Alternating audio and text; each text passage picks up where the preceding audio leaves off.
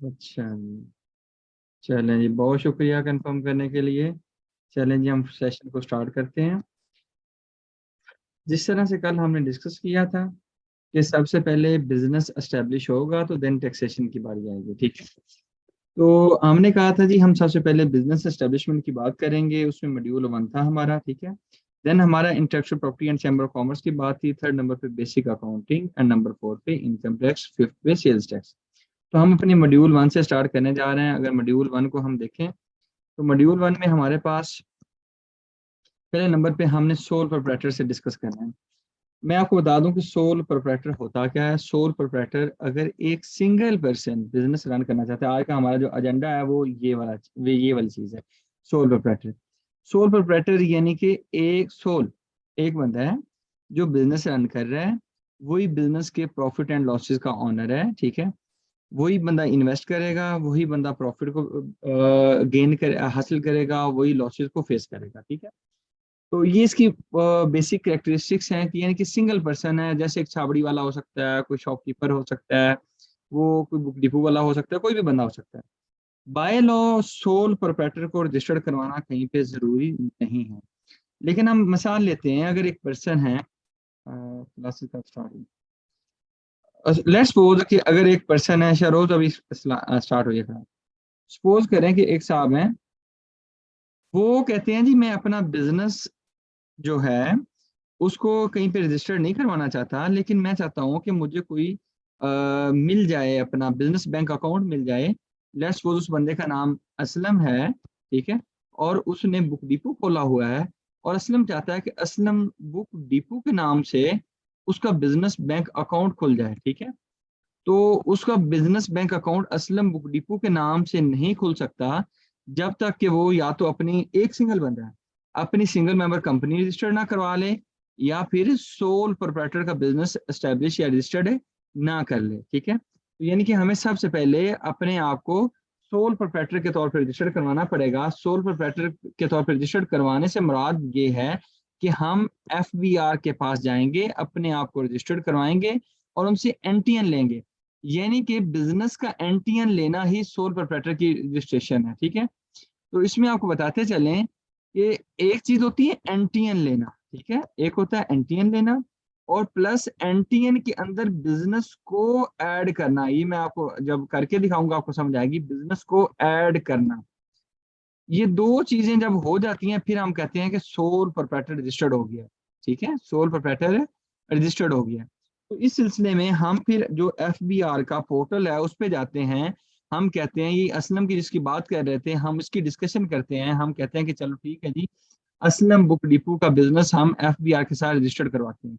Registered करवाने के लिए आपने आईरेस पोर्टल पे जाना है। मैं आपके सामने ओपन करता हूँ,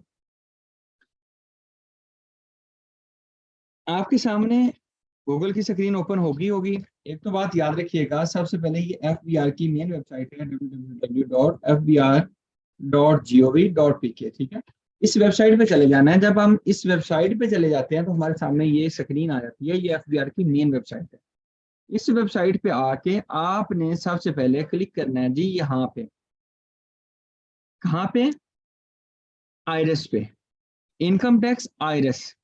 जब यहाँ पे आप लोग क्लिक करेंगे इनकम टैक्स आईआरएस पे, तो ये एक नई स्क्रीन ओपन हो जाती है। इस स्क्रीन पे जब आप आते हैं तो आपने एफबीआर के साथ अपने आप को रजिस्टर्ड करना। ये जो रजिस्ट्रेशन है इसके लिए ये वाला कॉलम आपको नजर आ रहा होगा, ये वाली जगह नजर आ रही होगी, न्यू रजिस्ट्रेशन का टैब है, यहाँ पे हम क्लिक करेंगे, ठीक है। तो ये वाला आपके सामने स्क्रीन आ जाती है। लेकिन इस पे जाने से पहले मैं पसंद करूंगा कि आपको जो कानून का इसके रेलिवेंट सेक्शन है वो बता दिया जाए।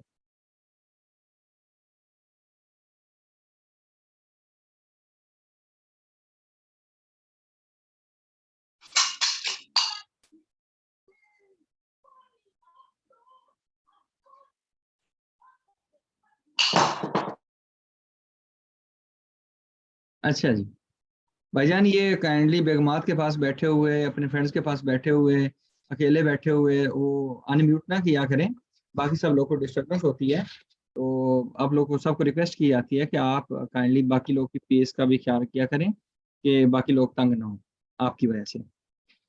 ये जी आपके इनकम टैक्स ऑर्डिनेंस 2001 का सेक्शन 181 है। सेक्शन 181 किस बारे में बात करता है? ये कहता है every tax payer shall apply, वो अप्लाई करेगा, अप्लाई करने के बाद एप्लीकेशन देगा इन द प्रेस्क्राइब्ड फॉर्म, एक खास फॉर्मेट पे, इन द प्रेस्क्राइब्ड मैनर, एक खास पैटर्न के तहत फॉर रजिस्ट्रेशन। यानी कि इसको आप आसान अल्फाज में बता दूं कि एक कोई भी बंदा जो टैक्स पेयर है, जो एफबीआर के साथ रजिस्टर्ड होना चाहता है, वो एफबीआर को अप्लाई करेगा, ठीक है। वो अप्लाई करने के लिए हमने अभी न्यू रजिस्ट्रेशन पे क्लिक करके फॉर्म को ओपन किया है, ठीक है। फिर उसके लिए क्या होगा, the commissioner having jurisdiction over a case, मतलब ये कि मैंने इस्लामाबाद का एड्रेस लिखा तो मेरी जो जोरिस्डिक्शन होगी इस्लामाबाद बनेगी, अगर मैंने लाहौर का एड्रेस लिखा तो मेरी जोरिस्डिक्शन लाहौर का ऑफिस बनेगा, मैंने अपना कोई एड्रेस कराची का लिखता हूँ तो मेरी जोरिस्डिक्शन कराची की बनेगी। अच्छा, ये जोरिस्डिक्शन से क्या मुराद है? आसान अल्फाज में, जिस जगह का मैं एड्रेस लिखूंगा उस जगह का कोई कमिश्नर जो होगा मेरी एप्लीकेशन को अप्रूव करेगा। ये जुबानी कलामी या किताबी बात है, हालांकि कंप्यूटर के अंदर उन्होंने एक फीचर लगाया हुआ है, जो ही हम एफबीआर को एप्लीकेशन सबमिट करते हैं तो हमारी एप्लीकेशन अप्रूव हो जाती है, ठीक है। तो कहते हैं कि जो ओवर केस जो एक कमिश्नर होगा जिसके पास जुरिस्डिक्शन होगी, वे नेसेसिटाइज, जहाँ पे उसको जरूरी लगेगा, by the facts of the case, किसी एप्लीकेशन को देखते हुए, may also register tax payer in the prescribed manner. Some time commissioner साहब को लगेगा खुद से कि इस बंदे को रजिस्टर्ड होना चाहिए तो खुद रजिस्टर्ड कर लेगा, ठीक है। फिर वो कहता है कि कोई रजिस्ट्रेशन के लिए कोई स्कीम बनाएगा बोर्ड, ये आपके लिए इतना रेलिवेंट पॉइंट नहीं है। ये वाला पॉइंट आप लोग के लिए रेलिवेंट है, ये बड़े सा लोग को नहीं पता। सन 2015 के बाद से जो आपका टैक्स ईयर 2015 था, उसके बाद जो आपका नादरा का आईडी कार्ड है, यही आईडी कार्ड आपका एनटीएन होता है। यानी कि जो नादरा ने आपको कार्ड इशू किया है वही कार्ड ही आपका एनटीएन नंबर माना जाता है। ये वाली बात आपके सेक्शन 181 के सब सेक्शन 4 में लिखी हुई है।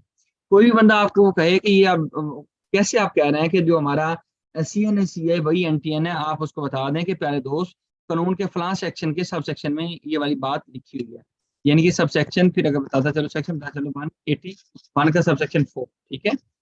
अब इस फॉर्म की वजह, इस सेक्शन की वजह से ये वाला जो फॉर्म है, ये जो मैं आपके सामने अभी शेयर करने जा रहा हूँ, ये वाला जो फॉर्म आ रहा है आपके सामने, उम्मीद है आपको स्क्रीन नजर आ रही होगी। इस फॉर्म को हम क्या करते हैं जी, फिल करते होते हैं। ये वाला वो फॉर्म है जिसमें उसने कहा था प्रेस्क्राइब्ड फॉर्म पे अप्लाई करेंगे, तो ये वाला फॉर्म प्रेस्क्राइब्ड फॉर्म है। इसमें सबसे पहले एक बात याद रखिएगा, ये फॉर्म फिल करने से पहले आपको बताता चलूं, जो जरूरी है वो ये है कि अगर कोई भी इंडिविजुअल, कोई भी बंदा अपने आप को एफबीआर के साथ रजिस्टर करवा लेगा, तो फिर जब तक वो मर नहीं जाता तो उसका एनटीएन खत्म नहीं हो सकता। ये मैं बात कर रहा हूँ आपकी मेरी, जो इंसान है, जो कंपनी है, जो कंपनी के अलावा पार्टनरशिप के बिजनेस हैं, वो अगर चाहें तो जब वो अपना बिजनेस बंद कर रहे हो तो अपना एनटीएन खत्म करवा सकते हैं, ठीक है। अच्छा, ये वाली बात मैंने क्यों बताई, कुछ लोग गलती से अपने आप को रजिस्टर्ड कर लेते हैं, फिर कहते हैं कि सर क्या अब हमारे लिए इनकम टैक्स रिटर्न फाइल करना जरूरी हो गया है। या कोई लोग कहते हैं कि यार मैंने एनटीएस तो ले लिया था, अब मेरी इनकम पे टैक्स नहीं बनता क्योंकि मेरी इनकम है ही नहीं, या मेरी इनकम इतनी है कि उस पर टैक्स नहीं बनता, मैं क्यों रिटर्न फाइल करूं? तो मेरा भाई, कानून का सेक्शन 114, उसका सब सेक्शन 1, ठीक है, और उस सब सेक्शन 1 का, उसकी जो क्लास है, उसकी क्लास बी, उसकी क्लास बी, और उसकी आगे सब क्लास 7, यानी कि 114 सब सेक्शन 1, उसकी क्लास बी, उसका सब क्लास 7। यहाँ पे लिखा हुआ है कि कोई भी बंदा जब एनटीएन ले लेगा तो उसके लिए लाजमी हो गया कि जैसे हम डेली बेस पे खाना खाते हैं, हम ऐसा नहीं हो सकता एक दिन तो नहीं खाते, जो दूसरे दिन खा लेते हैं, दूसरे दिन नहीं, तीसरे दिन खा लेते हैं, ऐसा वैसे होता नहीं है। लेकिन एक बात है कि डेली बेस पे आपने अपनी एनर्जी को मेंटेन करने के लिए, अपने आप को बेहतर करने के लिए रोजाना खाना खाना होता है। इस तरह से हर साल एफबीआर कहता है आपने एनटीएन ले लिया है, अब आपको रिटर्न फाइल करना पड़ेगा, ठीक है। ये वाली बात यहाँ पे लिखी हुई है, ये भी अपने पास नोट फरमा लें सारे लोग, अपना पेन पेंसिल पकड़ें और इसको भी अपने पास लिखें एक मिनट में, कि ये वाली बड़ी बड़ा अहम पॉइंट है, बड़े सारे लोगों को नहीं पता कि किस सेक्शन में लिखा हुआ है, आप किसी को एक्सप्लेन कर सकते हैं, और ये क्लास के बाद ये अपने पास आप इसको पढ़िएगा भी, ठीक है। और मेरी जान मुदस्सर साहब, एक तो आपको बहुत जल्दी होती है, जो चीज़ें बढ़ा रहा हूँ मेरी चीज़ों के साथ चलें, मैं आपको एडवांस में कोई चीज़ नहीं बताऊंगा, जो जो चीज़ें मैं बता रहा हूँ इसके साथ साथ चलें, रिटर्न कैसे फाइल होती है वो भी सिखाऊंगा, सारी चीज सिखाऊंगा। It will take time. ऐसा नहीं है कि आप एक चीज कहें कि ये करवा दें तो मैं फौरी करवा दूं, क्योंकि हमने एक इस तरह सीक्वेंस में चलना है, सो डैट के मतलब हमारा जो सिलेबस है उसको मैंने कवर करना है। तो इंशाल्लाह फायदा होगा, लेकिन सब्र का मुजाहरा क्या करें मेरे दोस्त। अच्छा जी।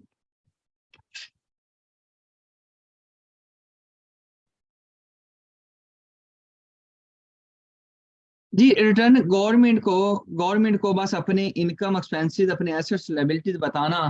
ठीक है। अपने इनकम, जैसे आप अपनी बेगम को, अपने वालदेन को, अपने किसी दोस्त को, अजीज वकारों को बताते हैं बड़े शौके होके चौड़े होके कि मेरे पास ये, मेरी इतनी सैलरी है, ये मेरे पास फोन है, ये मेरे पास गाड़ी है। तो यही वाली चीजें अगर एफबीआर को बताओगे तो ये हम कहते हैं इनकम टैक्स रिटर्न फाइल हो रहा है। कैसे होता है ये हम डिस्कस करें। ठीक है। आपने एंड जो चीजें मैं बढ़ा रहा हूँ उसके अंदर से पूछना है, मसला कोई नहीं है। लेकिन अगर आप इधर उधर जाएंगे तो मैं आपका क्वेश्चन देके वैसे इग्नोर कर दूंगा, और मैं बता रहा हूँ।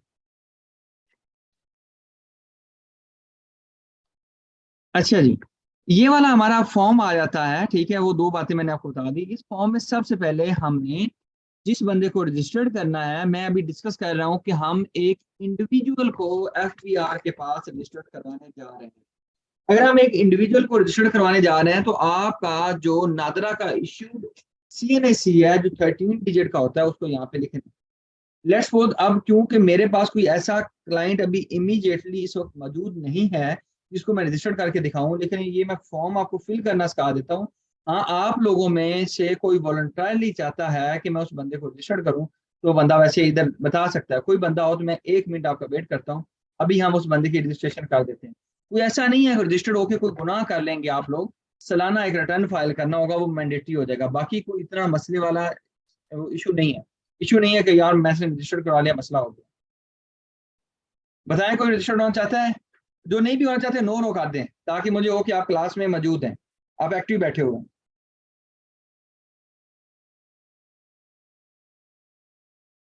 जहीर साहब रजिस्टर्ड करवाना चाहते हैं अपने आप को, बस ठीक है। जहीर साहब हमें मिल गए। जहीर साहब प्लीज दोबारा कंफर्म कीजिएगा, यस अपने आप को रजिस्टर्ड करवाना है।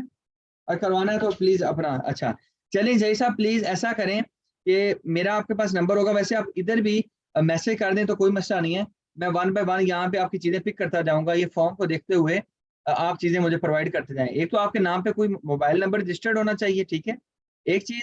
और दूसरी चीज ये है कि ईमेल की आपके पास एक्सेस होनी चाहिए, ये ना हो कि आपके मेरे पास अभी इंटरनेट नहीं है। ये चीजें हैं तो देन प्लीज मुझे चीजें दें। फिरोज पहली क्लास ही है, कल तो कोई क्लास नहीं थी, बस हमने सिर्फ अपना कोर्स आउटलाइन दिया था कि ये चीजें हमने पढ़नी है। आज पहली क्लास है फॉर्मल।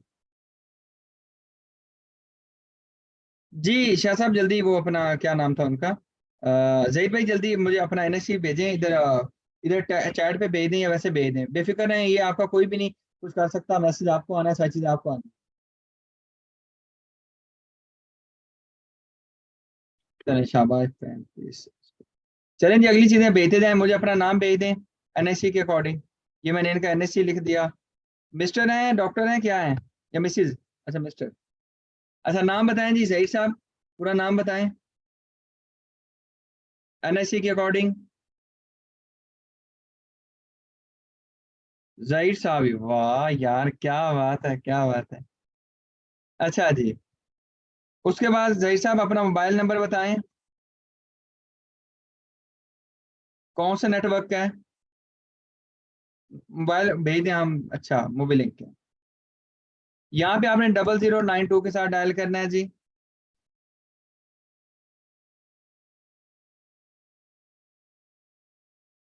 0092 302। अच्छा जी 6540 902, ठीक है, 0092 302। अच्छा जी 6540 902, ठीक है। जैसे आप ईमेल बताएं।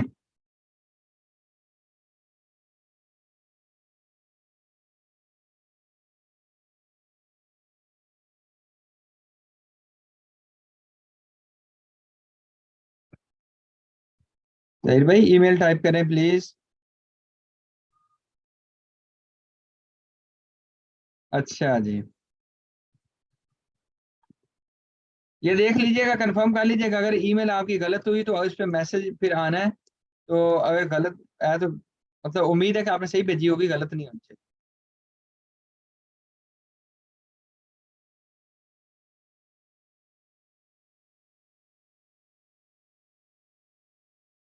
अच्छा जी, ये दो किस्म की इंफॉर्मेशन चाहिए होती है, एक को कहते हैं बेसिक इंफॉर्मेशन और दूसरी चाहिए होती है एड्रेस की इंफॉर्मेशन। बेसिक इंफॉर्मेशन ये हमने फिल कर ली हुई है, बेसिक इंफॉर्मेशन हमने फिल कर दिया। बेसिक इंफॉर्मेशन में आपका सीएनएससी है, आपका नेम है, आपका मोबाइल नंबर है, आपका ईमेल आईडी है, ठीक है, ये वाली चीजें बेसिक इंफॉर्मेशन आती है। अब एड्रेस की इंफॉर्मेशन आ जाती है।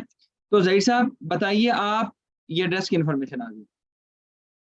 आप कहाँ पे रहते हैं, मुझे एक छोटा सा इधर मैसेज टाइप करके बता दें कहाँ पे रहते हैं। वो प्रॉपर्टी क्या आपकी अपनी है, किराए की है, या आपके अब्बू अम्मी की है, कौन ऑन करता है उसको, प्रॉपर्टी का रकबा क्या है, उसका एड्रेस क्या है।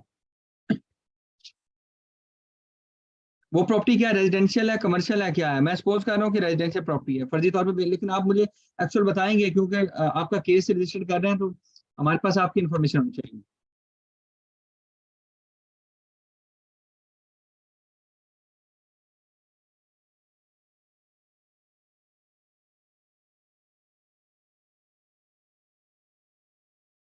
अच्छा जी, रेजिडेंशियल है, ठीक है जी, आगे बताएं। वो घर है, बंगला है, अपार्टमेंट है, वो क्या है, कॉटेज है, फ्लैट है, क्या मामला है।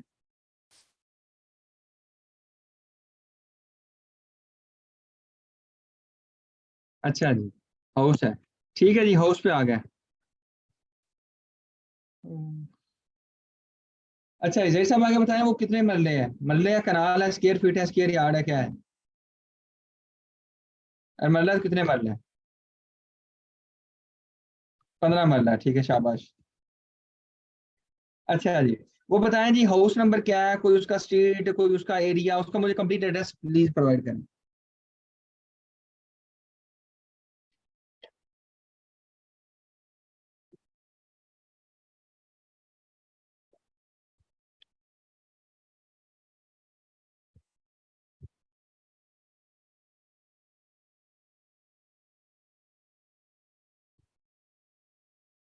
जहीर भाई एड्रेस प्रोवाइड करें प्लीज।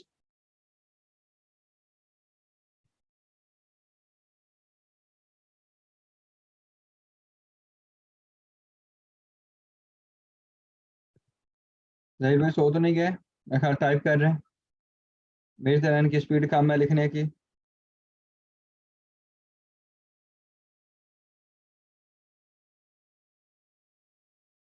ये इसलिए कर रहे हैं ताकि ना जहीर भाई हमें मैसेज भेजेंगे तो मैं आपको साथ साथ बताता रहूंगा ताकि आपको आइडिया हो जाए।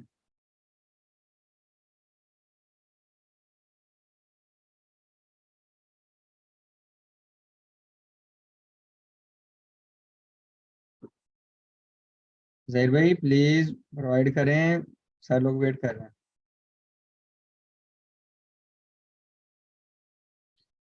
कोट चौरी दीन मोहम्मद खोखर असफलान डिस्ट्रिक्ट कसूर। अच्छा जी, कसूर से हैं। कसूर वाले लोग बड़े खतरनाक होते हैं, आप भी खतरनाक हैं जी, बताएं। अच्छा वो कहते अल्लाह माफ करे, कहते हैं हाँ जी, मुझे पहले ही शक था आपका।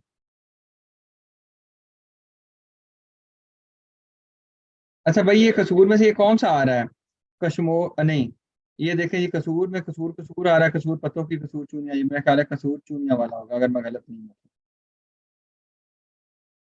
अच्छा जी, ठीक हो गया। अच्छा जी, जो इनका एड्रेस है यहाँ पे, वैसे तो यहाँ पे वो आता होता है जी हाउस में फलां, चलो कोट कोट चौधरी दीन मोहम्मद।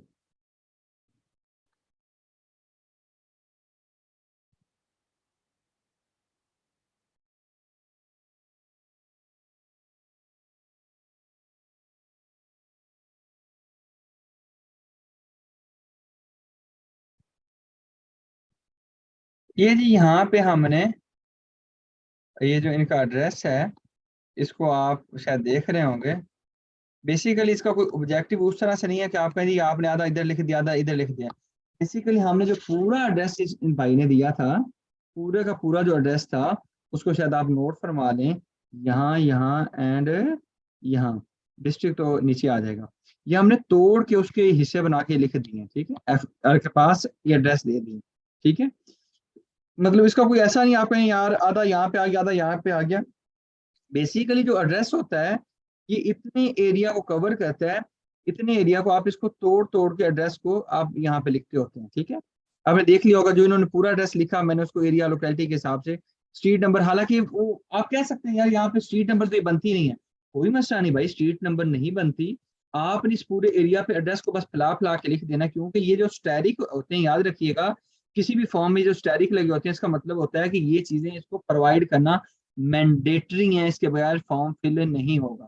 हालांकि ये एरिया में अगर ना भी प्रोवाइड करूँ, ये वाली जो चीज आ रही है आप देख रहे होंगे, ये जो एरिया लिखा हुआ आ रहा है इस पे स्टैरिक नहीं है, ये वाली चीज अगर मैं जीरो इसको छेड़ू ही ना, इस चीज को ना लिखूं, तो इवन देन मेरा फॉर्म प्रोसीड हो जाएगा।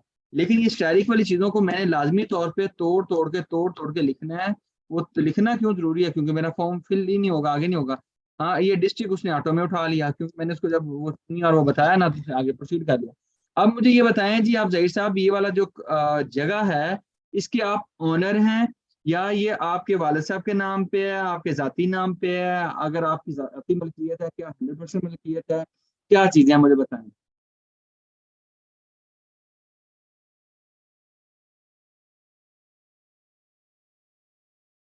फादर नेम, अच्छा आपका नहीं है, क्योंकि ये ऑनर नहीं है। अब दो चीजें हैं इसमें, मैं आसान अल्फाज में कहूंगा, अगर ऑनर है तो यहाँ पे क्लिक करेंगे, अगर ऑनर नहीं है तो फर्स्ट वाली पे, ये फर्स्ट वाली चीज है, दूसरे वाली। ऑनर होंगे तो सेकंड पे, और ऑनर नहीं है तो फर्स्ट पे। मैंने कहा जी फर्स्ट पे, ठीक है, फर्स्ट पे हमने क्लिक कर दिया। क्लिक किया तो उसके बाद इसने ये भी लिख दिया। जब भी आपने सेकंड फर्स्ट पे क्लिक करना है तो आपने शेयर 1% लिखना है। ये वाली वो चीज है, ये कानून में नहीं लिखी हुई, ये वाली बात कानून में नहीं लिखी हुई, ये एक प्रैक्टिस है। जब आप किसी प्रॉपर्टी के ऑनर नहीं हैं तो हम उसको में शेयर 1% लिखते होते हैं। शेयर 1% क्यों लिखते होते हैं, ये मैंडेटरी क्यों है, इसकी वजह यह है कि हम 1% इसलिए लिखते हैं, सो डैट कि मतलब हमारा कुछ ना कुछ तो स्टेक है उस जगह पे, हमारा कुछ ना कुछ तो स्टेक है उस जगह का, ठीक है। ओके जी, आपने 1% लिखना है, इसमें कोई लॉजिक नहीं है। अगर आपकी ज्यादा शेयर होल्डिंग है तो हम लिखेंगे, अदरवाइज हम नहीं लिखेंगे, ठीक है। आपने 1% लिखना है, याद रखना। ठीक है जी, फॉर्म देख लिया आप लोगों ने। अब मैं इसको करने लगा हूँ सबमिट। एक ईमेल मिलेगा, किनको, ये अपना जय साहब को मोबाइल, अपना मोबाइल पे, और दूसरा एक मैसेज आएगा इनकी सिम पे। अब हम सबमिट करते हैं, तो ये दोनों जो मैसेज आएंगे आप हमें बताइए जी प्लीज देख के। ये जो ही मैंने सबमिट किया तो ये देखिए दो नई स्क्रीन अपीयर होगी, यहाँ पे आपको नजर भी आ रही होंगी। कौन कौन से स्क्रीन, वही है यहाँ पे, ये दो चीजें नई अपीयर होगी।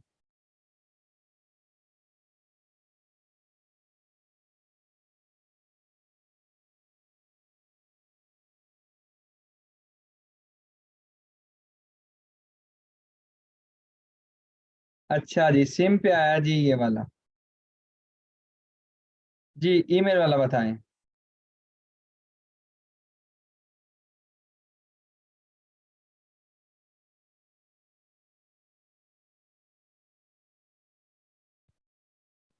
जबरदस्त। अब हमने कर दिया जी सबमिट। क्या कह रहा है जी, कह रहा है आपको लॉग इन करें जी आइरस पे। कैसे, एक अपना रजिस्ट्रेशन नंबर डालते हुए जो कि आपका CNAC है, एंड पासवर्ड जो आपको ईमेल कर दिया गया है, ठीक है। तो आप लोग को पता होना चाहिए कि आपको अभी एक भेजा गया होगा, नया मैसेज आया होगा, उस पर पासवर्ड वगैरह आपका लिखा हुआ होगा, ठीक है।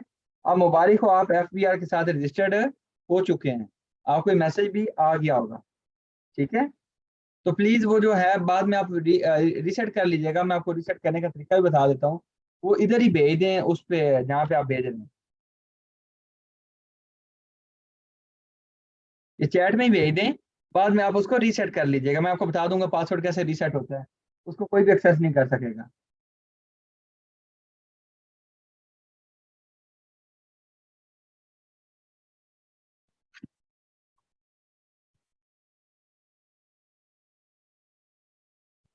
जी जी, ये ऑटो जनरेटेड होता है, बिल्कुल ऑटो जनरेटेड होता है, ठीक है। एक ईमेल आपको आई होगी, मोबाइल पे भी आया होगा। चलें बता देते हैं जी, जो इनको मैसेज आया होगा, मैसेज में क्या क्या चीजें होंगी। एक तो इनको ये आया होगा कि आपका यूजर नेम ये है, ठीक है, या आपका रजिस्ट्रेशन नंबर ये है, और पासवर्ड ये है, और एक प्लस एक और चीज आई होगी, पिन, यानी कि पिन 4 हिस्सों की होगी। एक ही मैसेज के अंदर इसको ये सारी चीजें आई हुई होंगी, ठीक है। एक मैसेज में इसको तीन चीजें मिल गई होंगी। जब जही साहब को ये चीजें मिल गई हैं तो हमने उसमें से एक उठा लिया अपना रजिस्ट्रेशन नंबर, दूसरा पासवर्ड, वो यहाँ पे लिख दिया। ये मैं फर्जी बता रहा हूँ बस। अब आपके सामने रजिस्ट्रेशन जो होती है एफबीआर के साथ रजिस्टर्ड, किसी भी बंदे का एनटीएन लेना हो हम ऐसे ही लेते हैं, ठीक है। किसी बंदे का एनटीएन लेना हो तो हम ऐसे ही लेते हैं। उसके बाद आपने क्या करना है जी, यहाँ पे लॉगिन पे क्लिक कर देना है। लॉगिन पे क्लिक करेंगे तो आपके सामने ये एक नई स्क्रीन आ जाएगी। तो यहाँ पे आपको बताते चलें, यहाँ पे आपने सबसे पहले माय प्रोफाइल पे क्लिक करना है। माय प्रोफाइल पे जब आप क्लिक करेंगे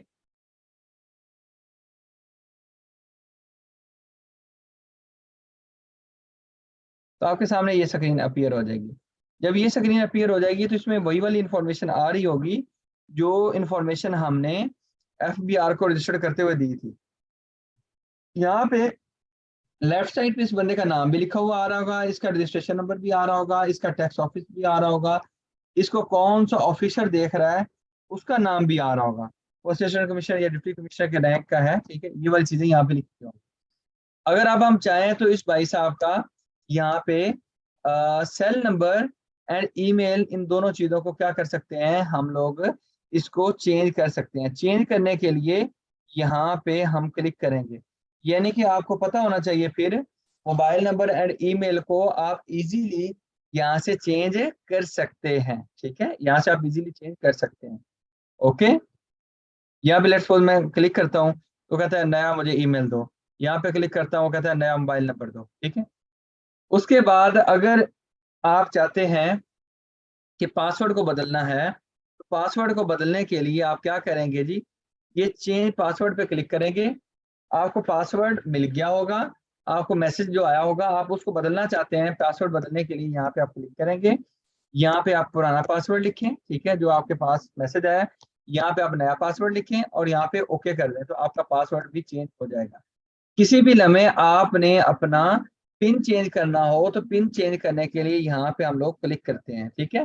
पिन से क्या मुराद है, जब भी आप एफबीआर के पास कोई डॉक्यूमेंट सबमिट करेंगे तो हमने जो सिग्नेचर करने होते हैं, लेट्स सपोज ये सिग्नेचर हैं, मिसाल के तौर पे जो सिग्नेचर होते हैं, हम क्योंकि ये ऑनलाइन डॉक्यूमेंट सबमिट हो रहा है तो इसके लिए सिग्नेचर तो नहीं कर सकते, प्रैक्टिकली सिग्नेचर करना पॉसिबल भी नहीं है। तो फिर हम क्या करेंगे, तो फिर हमारे पास एक तरीका है पिन का, ठीक है। ये एक डिजिटल सिग्नेचर को कहते हैं। ये आपके सामने ये सिग्नेचर का साथ एक कॉलम बना भी हुआ है, इस चीज को कहते हैं सिग्नेचर। सिग्नेचर क्या होते हैं कि आपने डिजिटली अपने डॉक्यूमेंट्स को साइन करना है, ठीक है।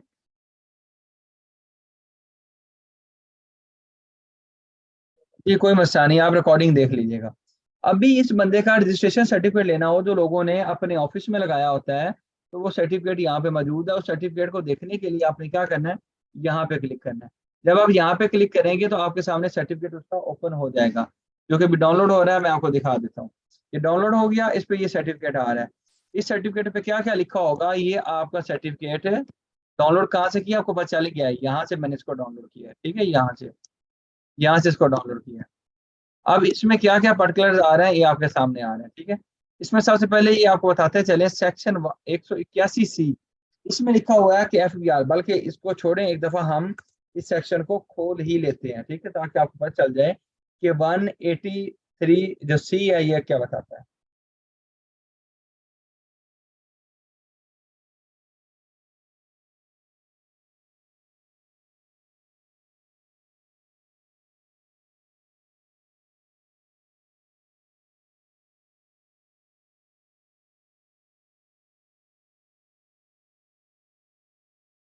183C बताता है जी, every person driving income from business, जो इनकम फ्रॉम बिजनेस कमाता है, बिजनेस करता है, मतलब चार्ज और टैक्स, और उसने टैक्स देना होता है। Who has issued a national tax number, जिसके पास एनटीएन होगा, shall display, not may, shall display his NTN number at a conspicuous place. यानी कि कॉन्स्पिशियस प्लेस कैसी होती है, जिसको आप आते साल को दफ्तर में आपके एंटर हो, एक ऐसी जगह उसकी फौरी वो नजर पड़ जाए कि यार ये वाला एनटीएन लगा हुआ। यानी कि कॉन्स्पिशियस प्लेस की क्या होती है, एक कोई ऐसी जगह जो वाजिया प्लेस हो जिस पर आते साल अगले बार पता चलते हैं। At every place of his business, हर जगह पे। इसकी मिसाल मैं आपको बता दूं, कभी भी आप किसी बैंक में जाएं, हर बैंक के अंदर एनटीएन लगा होता है, ठीक है। वो एनटीएन क्यों लगा होता है? इस सेक्शन की वजह से लगा होता है, ठीक है। और इस सेक्शन की वजह से ये अब सर्टिफिकेट क्या हम खुद बनाते फिरते, तो एफबीआर ने आप लोगों पे एक आसान किया कि उन्होंने मेहरबानी की कि ये सर्टिफिकेट बना के आपके पोर्टल के अंदर ही डाल दिया, ताकि आप लोग क्या कर सकें, अपने सर्टिफिकेट को कहीं पे डिस्प्ले कर सकें, ठीक है। इस सर्टिफिकेट में फिर क्या क्या पर्टिकुलर्स होते हैं? एक तो आपका रजिस्ट्रेशन नंबर होता है, एक डेट ऑफ रजिस्ट्रेशन होता है, एक ये क्या पर्सन कौन, इंडिविजुअल है, कंपनी है, क्या चीज है, इसका नाम क्या है, इसका एड्रेस क्या है, इसका आरटीओ क्या है। RTO stand for regional tax office. Regional tax office क्या होता है, मैं आपको बताता चलूँ। एफबीआर के अंदर यूनिट्स बने होते हैं, मिसाल के तौर पे ये एफबीआर है। एफबीआर के ऑफिस को इन्होंने सेग्रीगेट किया होता है, CTO, corporate tax office, LTO, large tax office, बल्कि अब ये खत्म ही हो गया है। अब आप ये कह लें कि आरटीओ होता है, बल्कि वारसियां बनाते हैं एफबीआर। और इसमें सीटीओ, कॉर्पोरेट टैक्स ऑफिस, और उसके बाद RTO. RTO stand for regional tax office, ठीक है। जो कंपनियां होती हैं या जो बड़े बड़े, चाहे इंडिविजुअल क्यों ना हो, लेकिन वो बड़ी अमाउंट देता हो टैक्स की एफबीआर को, तो वो कहाँ पे आता है? सीटीओ में। और अगर आपका कोई इंडिविजुअल है या पार्टनरशिप है, थोड़े थोड़े टैक्स देते हैं, वो आते हैं इसमें आरटीओ में। लेकिन कंपनियां हर सूरत सीटीओ में आएंगी, और बड़े बड़े टैक्स पेयर, वो इंडिविजुअल हो वो एओपी हो, वो यहाँ पे सीटीओ में आएंगे। CTO stands for corporate tax office, RTO stands for regional tax office, ठीक है। तो नॉर्मली जो छोटे शहर हैं वहां पे आपको आरटीओ नजर आते हैं, सीटीओ नजर नहीं आते हैं। बड़े शहरों में सीटीओ और आरटीओ नजर आते हैं। पहले इसका नाम जो सीटीओ होता था, इसका नाम होता था पहले भले वक्तों में एलटीयू था, एक अर्सा पहले, लार्ज टैक्स पेयर यूनिट। फिर उसके बाद एलटीयू को उन्होंने एलटीओ कर दिया, लार्ज टैक्स पेयर ऑफिस, ठीक है। अब एलटीओ को उन्होंने कर दिया सीटीओ, ठीक है। समय लगी थी यहां तक? कोई क्वेश्चन है? कोई क्वेश्चन है तो बताएं जी।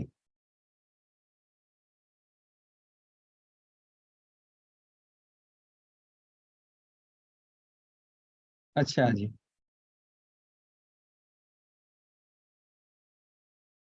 चलें, थैंक यू। अच्छा जी, फिर यहाँ पे आपका, अब इस बंदे का आरटीओ रावलपिंडी आ रहा है, ठीक है। अब रावलपिंडी में भी हो सकता है हो सकता नहीं है कंफर्म, उधर भी सीटीओ है, लेकिन इसका टैक्स वो केस सीटीओ में क्यों नहीं आ रहा? क्योंकि ये एक इंडिविजुअल है, और इसका काम क्या है? बिजनेस करना, ठीक है। इसकी बिजनेस की मजीद डिटेल्स देखनी होगी, तो अभी मैं आपको देख के दिखाता हूँ, ठीक है।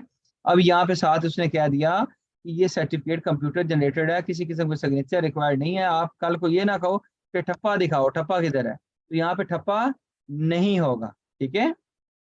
Displaying of the certificate or registration certificate is mandatory as provided under section 181C of the income tax ordinance। ये वाली बात तो मेरे प्यारे बच्चों अभी हमने पढ़ भी ली कि ये बाय लॉ मैंडेटरी है, ठीक है। आगे, this is not the evidence of being a filer. अब ये अल्लाह के वलियों ने यहाँ पे चेंज नहीं किया। अब ये फाइलर नॉन फाइलर का कंसेप्ट खत्म हो गया। फिर दो कंसेप्ट होते थे, filer, non filer. Non filer कौन बंदा होता था? जो रिटर्न अपनी फाइल नहीं करता था। एनटीएन लेने के बाद आपको एक्टिव होने के लिए, फाइलर बनने के लिए रिटर्न फाइल करना पड़ती है। लेकिन अब फाइलर का कंसेप्ट नहीं रहा। अब इसकी जगह पे फाइलर के लिए एक नया वर्ड आ गया, जिसको प्यारा लफ्ज वो समझते हैं, उसको कहते हैं एक्टिव। क्या कहते हैं? Active in ATL. यानी कि एक्टिव इन एटीएल क्या है, ये आपको हल्का सा बता दूं। एटीएल गवर्नमेंट का वो किताबचा है जिसमें एक डायरेक्टरी है, उन लोगों के नाम लिखे होंगे जिन्होंने अपनी टाइम पे इनकम टैक्स रिटर्न फाइल कर दी, ठीक है। या फिर अगर लेट फाइल की, तो लेट फाइलिंग की वजह से उनको अगर जुर्माना देना पड़ता है, तो वो वाली मतलब जुर्माना भी उन्होंने दे दिया है।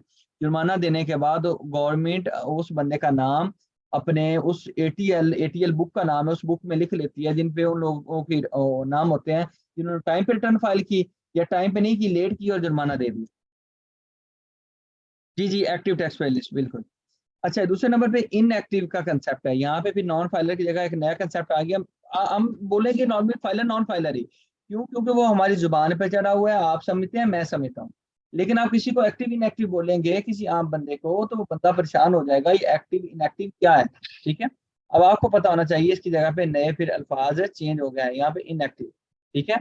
तो एटीएल जो होता है ये गवर्नमेंट का हर साल 1 मार्च को पब्लिश होता है। तो मतलब आप ये कह लें कि जो 22 का एटीएल होगा वो 2023 में पब्लिश होगा, जो 23 का होगा वो 2024 में पब्लिश होगा, जो 24 का होगा वो 2025 में पब्लिश होगा। लेकिन 24 का अगर पब्लिश होना हुआ तो 1 मार्च 2025 में होगा। अगर 21 का हुआ तो 1 मार्च 2022 में पब्लिश होगा। ये वाला इस पे मैंने एक पूरा एक क्लास लगानी है, लेकिन अभी तक इतना समझ लें कि एटीएल पब्लिश हर साल का उससे अगले साल में जाके 1 मार्च को पब्लिश होता है। ठीक है। अब ये कह रहा है कि भाईजान ये एनटीएन सर्टिफिकेट तो है, लेकिन ये एनटीएन सर्टिफिकेट इस बात का सबूत नहीं है कि आपने टाइम वो आप फाइलर हैं, यानी कि आप एक्टिव हैं। यानी कि एक सर्टिफिकेट तो जरूर है, लेकिन ये फाइलर होने का सबूत नहीं है। फाइलर होने का सबूत क्या होगा कि आपका नाम एटीएल के अंदर आ रहा हो। ठीक है जी, यहां तक आप लोग बताएं, कोई क्वेश्चन है आप लोग का?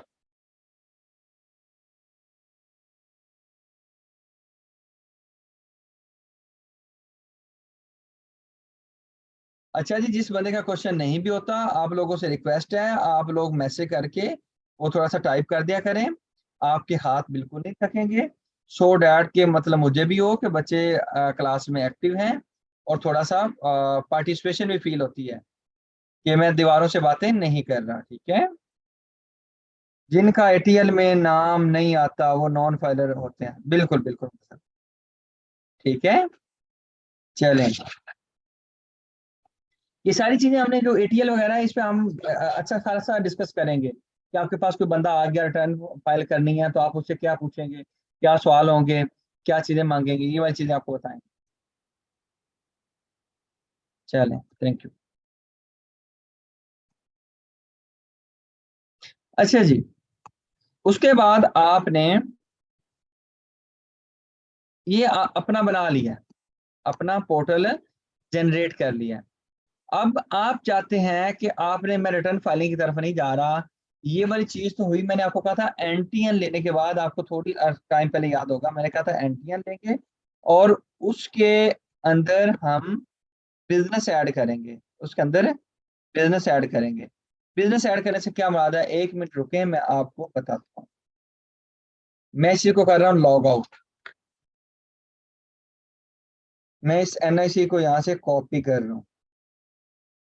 आपने इसी पोर्टल पे आके किसी कोई बंदा एफबीआर के साथ सोल प्रोप्राइटर के तौर पर रजिस्टर्ड हुआ है कि नहीं हुआ हुआ, अगर उसको चेक करना हो तो यहाँ पे आके ये ऑनलाइन वेरिफिकेशन पोर्टल, एक मिनट कंफर्म कर दूं, स्क्रीन शेयर हो रही है कि नहीं हो रही? हो रही है।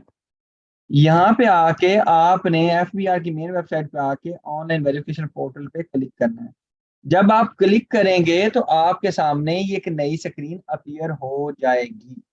इस स्क्रीन पे आप लोगों ने क्या करना है, इस स्क्रीन पे आपने यहाँ पे जाना है, टैक्स पेयर प्रोफाइल इंक्वायरीज पे।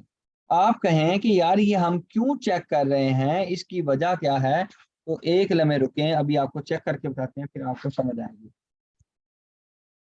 CNAC L93,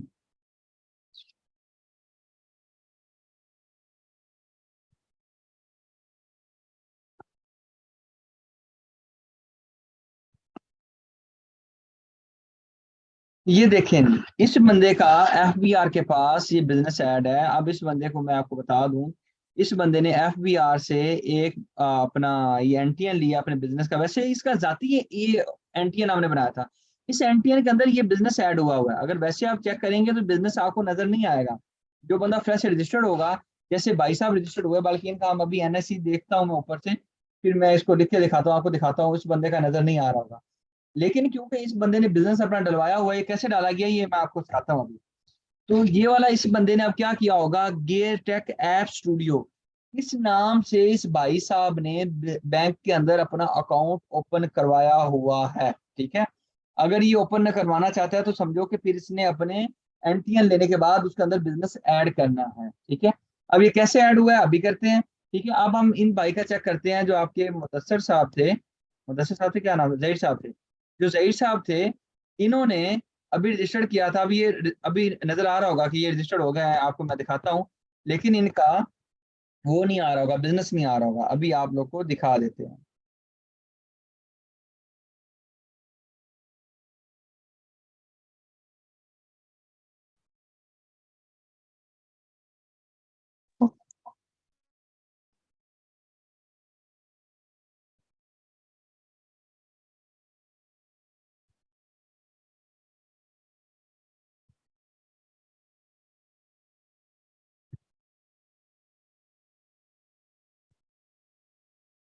लो जी, जहीर साहब मुबारक हो। आप लोग आपका जो आरटीओ बन रहा है, आरटीओ कहाँ का बन रहा है? RTO stand for regional tax office. Regional tax office वो होता है जो आपके करीब तरीन एफबीआर का ऑफिस होता है। एफबीआर आपको वो ऑफिस अलॉट कर देता है। तो जहीर साहब के करीब जो टैक्स ऑफिस है वो लाहौर का बनता है, तो इनको वो अलॉट हो गया है, ठीक है। अब ये इनका सीएनएसी नंबर है, ये इनका एनटीएन है, ठीक है। लेकिन हमने कहा सेक्शन 181 उसके सब सेक्शन 4 की रूल से आफ्टर 2015 सब लोग का ये जो होता है सीएनएससी होता है वही एनटीएन होता है। ये बंदा सेल टैक्स में रजिस्टर्ड नहीं है। इनका नाम जहीर साहब है, ये पाकिस्तानी है और मेल है, ठीक है। और उसके बाद इनका ये ईमेल है। अभी देखें एफबीआई ने प्राइवेसी रीजंस की वजह से इसको छुपा दिया था। इनका मोबाइल नंबर भी थोड़ा छुपा दिया। ये अभी एड्रेस हमने लिखा था, अभी आपकी क्लास में आपने देख लिया होगा। ये 29 मार्च 2023 को रजिस्टर्ड हो गए। और यहाँ पे अगर आप लोग देख रहे होंगे तो इनका कोई बिजनेस ऐड हुआ हुआ नहीं आ रहा, लेकिन इससे पहले मैंने आपको अभी एक प्रोफाइल दिखाई जिसके अंदर बिजनेस आ रहा था, ठीक है। अच्छा जी, अब हम बिजनेस ऐड अगर इनके करना हो तो ये ऐड करने का तरीका क्या है, हम उस पर प्रोसीड करते हैं। लेकिन इससे पहले अगर आपका कोई क्वेश्चन है तो वो आप पूछ लीजिए।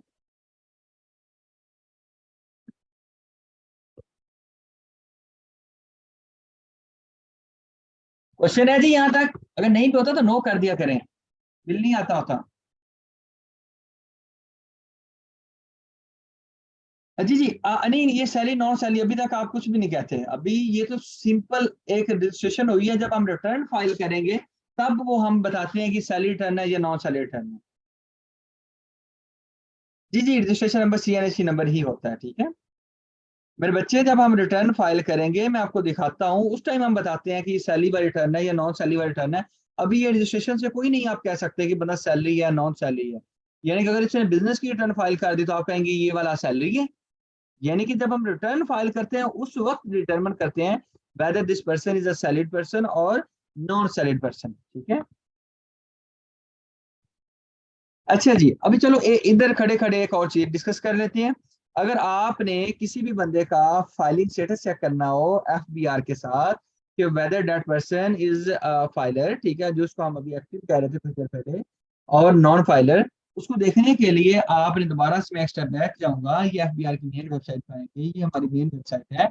इस वेबसाइट पे आके आपने यहाँ पे क्लिक करना है ऑनलाइन वेरिफिकेशन पोर्टल पे। आप कहीं यहीं पे तो आप आगे खड़े हुए थे, ये मैंने आपको एक स्टेप बैक करके वो बताना जरूरी समझा। यहाँ पे हम जाएंगे, यहाँ पे जाने के बाद आपने इस पे जाना है एक्टिव टैक्स पे लिस्ट इनकम टैक्स, आपको नजर आ रही होगी एक्टिव टैक्स पे लिस्ट इनकम टैक्स, ठीक है। यहाँ पे आप क्लिक करेंगे। जब यहाँ पे आप क्लिक करेंगे तो हमारे सामने एक नई स्क्रीन आ जाएगी जो कि इस तरह की होगी, ठीक है। तो यहाँ पे हम उस बंदे का सीएनआईसी लिखेंगे। याद रखिएगा, जब भी आप किसी बंदे को एक्टिव इनएक्टिव देखना चाहते हैं, अगर आज की डेट में मैं इनएक्टिव हूँ, मैं कभी एफबीआई के साथ रजिस्टर नहीं हुआ, तो मैं अपनी रिटर्न फाइल करूंगा, पेनल्टी पे करूंगा और आज की डेट में एक्टिव हो जाऊंगा। अच्छा लेट्स सपोज अगर मुझे एक दिन पीछे आप महीने बाद देखना चाहें, आज डेट 19 है, आप 18 को देखना चाहें कि मैं एक्टिव था कि नहीं था, मैं 19 को रजिस्टर्ड हुआ तो 19 को एक्टिव तो हूँ। इन जही साहब के देख लेते हैं। अगर इनका एक दिन पहले का देखेंगे, मेरे ख्याल जही साहब का ही है, तो ये इनएक्टिव शो होंगे। और आज का देखेंगे तो एक्टिव शो होंगे। एक दिन पहले इनएक्टिव और आज का देखेंगे तो एक्टिव। ये एक मिनट मैं खोल के देखा, ये 18 का देखें तो 18 तारीख को ये साहब क्या आ रहे हैं, इनएक्टिव, ठीक है। ये एक्टिव नहीं आ रहा, ठीक है। और अगर मैं यहाँ पे जाके इनको देखूं तो यहाँ पे ये वाले साहब एक्टिव नजर आएंगे।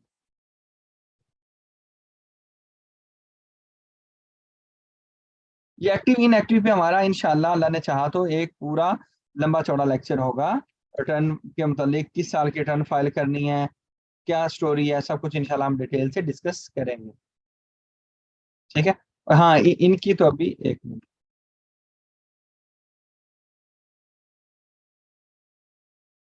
जी, अभी ये क्योंकि रजिस्टर्ड हुए हैं, अभी हमने सिर्फ एनटीएन लिया है, ठीक है, तो ये वाले हिसाब जो है अभी इनएक्टिव आ रहे हैं, इनकी हमें अब रिटर्न फाइल करनी पड़ेगी, ठीक है। अभी कुछ टाइम पहले हमने कहा था एटीएल में आने के लिए या तो हमने ड्यू डेट पे रिटर्न फाइल की होगी, ड्यू डेट वाली बात तो हमने भी डिस्कस करनी है, ठीक है, या फिर हमने क्या किया होगा, लेट रिटर्न फाइल की होगी।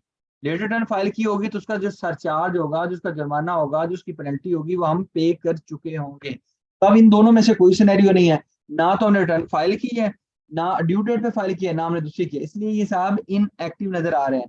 अभी जबकि हमने यहाँ पे चेक किया था, आपको याद होगा, टैक्स पेयर प्रोफाइल इंक्वायरी पे ये एक्टिव नजर आ रहे थे। तो टैक्स पेयर प्रोफाइल इंक्वायरी से आप चीजें तो देख लेना इनकी, लेकिन कभी भी ये यकीन ना करना कि टैक्स पेयर प्रोफाइल इंक्वायरी अगर एक बंदा एक्टिव है तो एक्टिव ही होगा, वो बंदा एक्टिव नहीं होगा। एक्टिव देखना है तो आपको यहाँ पे आके देखना है।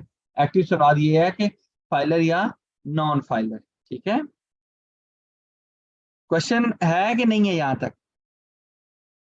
और एक और तरीका है, आपके पास सादा फोन है या आपके पास इंटरनेट नहीं आ रहा, आप कहीं बैठे हुए हैं और आपको कोई बंदा कहता है यार मैंने तो प्रॉपर रिटर्न फाइल करता हूँ, और आपका दिल किया कि यार इसको फौरी चेक करना चाहिए, आप उसको कहें कि यार अपना सीएनआईसी दो, वो आपको सीएनआईसी देगा, तो आपने एटीएल लिखना है। एटीएल लिखने के बाद आपने देना स्पेस, स्पेस एक देने के बाद आपने उसका लिखना है सीएनआईसी नंबर, सीएनआईसी नंबर लिखने के बाद आपने उसको 9966 पे भेज देना है, ठीक है। 9966 पे भेज देना है। जब आप 9966 पे भेज देंगे तो एफबीआर आपको फौरी बता देगा कि वेदर यू आर एक्टिव और इनएक्टिव, ठीक है, आप रजिस्टर्ड हैं, अब वो फाइलर हैं कि नॉन फाइलर हैं, ठीक है। अब हम चलते हैं जी प्रोफाइल के अंदर बिजनेस ऐड करने को, ठीक है। इसलिए सर मेरा मेरा क्वेश्चन था यहाँ पे, जी यह है बता रहा हूँ। मेरा जी। क्वेश्चन है कि अभी जैसे आपने इन साहब को भी रजिस्टर किया, and this hmm. Is the time he is entered into the FVR system और पोर्टल, सो ठीक है। How would he be inactive when this is his first return? अगर सपोज करें मैं कोई नया बिजनेस करता हूँ और मैं पहली दफा रिटर्न फाइल कर रहा हूँ, तो क्या मैं पहली दफा जब तक कि रिटर्न नहीं फाइल करूंगा मेरा पूरा साल अपना एज नॉन फाइलर गुजारूंगा या एज इनएक्टिव गुजारूंगा? नहीं तो अभी ये 2022 का, ये मैंने क्लास बढ़ानी है आगे, 2022 का इनको रिटर्न फाइल करना पड़ेगा, 1000 रुपए का इनको पेनल्टी पे करनी पड़ेगी कि इन्होंने टाइम पे रिटर्न क्यों नहीं फाइल की, ठीक है। अच्छा, अगर ये फाइल टाइम पे करते तो नील रिटर्न फाइल करनी पड़ती, आप ये कहना चाह रहे हैं? नहीं नील की बात नहीं करना, मैंने नील की तो बात ही नहीं की। मैं तो ये कह रहा हूँ कि अगर टाइम पे फाइल करते, जो भी इनके पास एसेट्स होते, इस पे आगे इंशाल्लाह हम जब रिटर्न वाला सेक्शन करेंगे डिटेल से बताऊंगा, लेकिन ये बता दूं कि इनके पास जो एसेट्स हैं, वो एसेट्स इन्होंने गवर्नमेंट को डिक्लेयर करने हैं बाय लॉ। अगर नहीं करते, कहते हैं मैं तो जी बिल्कुल दुनिया का मासूम और गरीब आदमी हूँ, तो इनकी ये चॉइस है, लेकिन बाय लॉ जो जो चीजें आपके पास हैं वो सारी चीजें शो करें। और पहले रिटर्न पे तो लोग इतना कोशिश करते हैं कि अपने आप को, एफबीआर को इतना अमीर बताते हैं, वो कोशिश उनकी ये होती है कि मैक्सिमम एसेट्स अपने डिक्लेयर कर ले जाएं, ठीक है, मैक्सिमम एसेट्स अपने डिक्लेयर कर ले जाएं, ठीक है।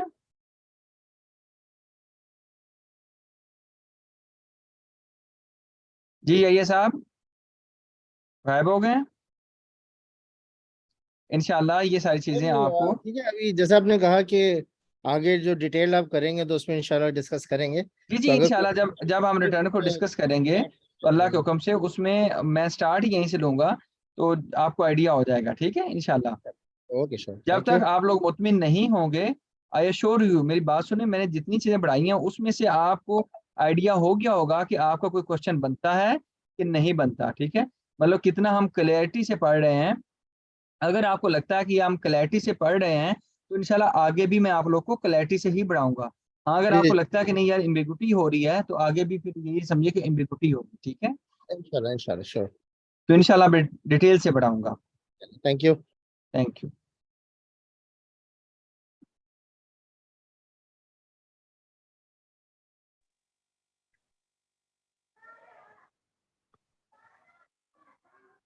अच्छा जी, अगली चीज ये है, आपके क्वेश्चन हमेशा कोशिश किया करें कि विद रिस्पेक्ट टू टॉपिक होनी चाहिए, जो हम टॉपिक पढ़ रहे हो, ठीक है। अब हमने बिजनेस ऐड करने के लिए इस जगह पे आना है। मैं इंश्योर कर लूँ स्क्रीन आपको छोड़ी जी। ये जो 181 की ये जो आप आए पोर्टल को आप ओपन किया, पोर्टल को ओपन करने के बाद आपको ये रजिस्ट्रेशन की टैब नजर आ रही होगी, यहाँ पे आपने क्लिक करना है। जब यहाँ पे आप क्लिक करेंगे तो एक नई स्क्रीन आ गई, इस पे आके आपने यहाँ पे क्लिक करना है, ठीक है, मॉडिफिकेशन वाले पे यहाँ पे क्लिक किया तो आपके सामने ये स्क्रीन आ गई, ठीक है। अब जब से मैं बिजनेस स्टार्ट करने जा रहा हूँ, गवर्नमेंट का जो माली साल होता है, मैं एक चीज आपको बता दूं, टैक्स ईयर पे मैंने पूरा एक कंसेप्ट देना है, अल्लाह के हुक्म से एक डिटेल हम आपको गाइडेंस देंगे। उसका सेक्शन 4 जो आपका चार्जिंग सेक्शन है इनकम टैक्स ऑर्डिनेंस का, वो आपको बताएंगे, ठीक है। तो अभी फॉर द टाइम भी आपको बता दूं, जो गवर्नमेंट का माली साल होता है वो 1 जुलाई से स्टार्ट होता है और अगले साल जाके वो 30 जून पे एंड हो जाता है, ठीक है। तो अभी मैं एक चीज बता दूं, अभी मुझे आप बताएं, अच्छा हाँ एक और चीज बता दो, जिसके साथ 30 जून आएगा, मैं मिसाल देता हूँ, अभी जो जून और जुलाई के जिसके दरमियान हम भाग दौड़ में हैं, तो ये स्टार्ट हुआ होगा 1 जुलाई 2022 से एक साल स्टार्ट हुआ होगा, ये 30 जून 2023 पे खत्म हो जाएगा। तो ये जून के साथ अगर जो ईयर लगा हुआ है 23 लगा हुआ है, तो गवर्नमेंट का ये माली साल कौन सा माना जाएगा? 2023 का। ये 2023 का स्टार्ट कहाँ से हुआ होगा? 2022 में 1 जुलाई को, और एंड कहाँ पे जाके होगा? 30 जून 2023 में। तो क्योंकि आज मैं एफबीआर को अपना बिजनेस एफबीआर के साथ रजिस्टर्ड करने जा रहा हूँ, तो मुझे जो गवर्नमेंट का माली साल बन रहा है, गवर्नमेंट को यहाँ पे वो माली साल अपना बताना है। मुझे आप बताएं कि मैं अपना माली साल 2022 बताऊं एफबीआर को या 2023 बताऊं? जी बताइए। 2023। शाबाश शाबाश, कोई और बताएं? अहमद तुरक साहब, अभी तो हमने स्पेशल टैक्स ईयर तो बताया ही नहीं है, ठीक है। और जो इरेलीवेंट क्वेश्चन होंगे मैं आगे एड्रेस नहीं करने वाला, मैं अपने टॉपिक तक रिस्ट्रिक्ट रहूंगा, क्योंकि हमने कोहेरेंस, हमने एक सीक्वेंस डिटरमिन किया हुआ है, जो कि इंशाल्लाह, क्योंकि आप लोग अभी नए नए हो तो इसलिए आपके क्वेश्चन इधर उधर से आ रहे हैं। जब आप मेरे साथ इंशाल्लाह एडजस्टेड हो जाएंगे, आपको आइडिया हो जाएगा। बाकी आप हमारे जो 8-7 सेशन चल रहे हैं, आप उन लोगों से पूछ लीजिएगा कि अल्हम्दुलिल्लाह दे आर क्वाइट 110% कंफर्टेबल, कि उनको ऐसा नहीं होता कि यार ये वाली चीज हमारी आपने नहीं पढ़ाई, अनअटेंडेड रहेगी, ठीक है। पीरियड पे गए तो मैंने 2023 यानी कि स्टार्ट 1 जुलाई 2022 से हुआ, 30 जून 2023 पे गया, ठीक है। तो हमने गवर्नमेंट को बताना है कि हमारा जिसके साथ जून के साथ जो ईयर आता है वो हमारा माली साल है गवर्नमेंट का। तो हम कह रहे हैं कि गवर्नमेंट का माली साल 2023 है, कर दिया। जब सिलेक्ट कर लिया तो उसके बाद हमारे सामने एक नई स्क्रीन आती है, डेटा वाइल अपीयर हो जाती है। नहीं नहीं नहीं, हाँ मैं अभी रिटर्न तो फाइल ही नहीं कर रहा, I am just adding the sole proprietor business to my NTN. I am not filing the return, ठीक है। अगर आपको ये लग रहा है कि रिटर्न फाइल कर रहा हूँ, मैंने तो आपको कहा रिटर्न फाइलिंग पे तो मैंने पूरा एक वो देना है, सेशन देना है आपको, ठीक है। अच्छा जी, यहाँ पे हम जाएंगे, हम बिजनेस पे जाएंगे सबसे पहले। बिजनेस पे जाके, अब मिसाल के तौर पे ये बंदा एक बिजनेस कर रहा है जिसका नाम है गेयर टेक ऐप स्टूडियो, ये वाला अभी आपको दिखाया था, ठीक है। मिसाल के तौर पे मैं कहता हूँ नहीं यार, इस बिजनेस को डिलीट भी किया जा सकता है, ठीक है। अभी डिलीशन का स्टेप बाद में बताता हूँ, आपको एक नया बिजनेस ऐड करने के बारे में बताना है, ठीक है। और यहाँ पे नया बिजनेस ऐड करना हो तो याद रखिएगा, यहाँ पे आपने क्लिक करना है प्लस पे। जब हम यहाँ प्लस पे क्लिक करेंगे तो हमारे सामने एक नई स्क्रीन आएगी, यहाँ पे हम उसको बताएंगे कि बिजनेस का हमारा नाम क्या है, ठीक है। बिजनेस का नाम हमारा क्या है?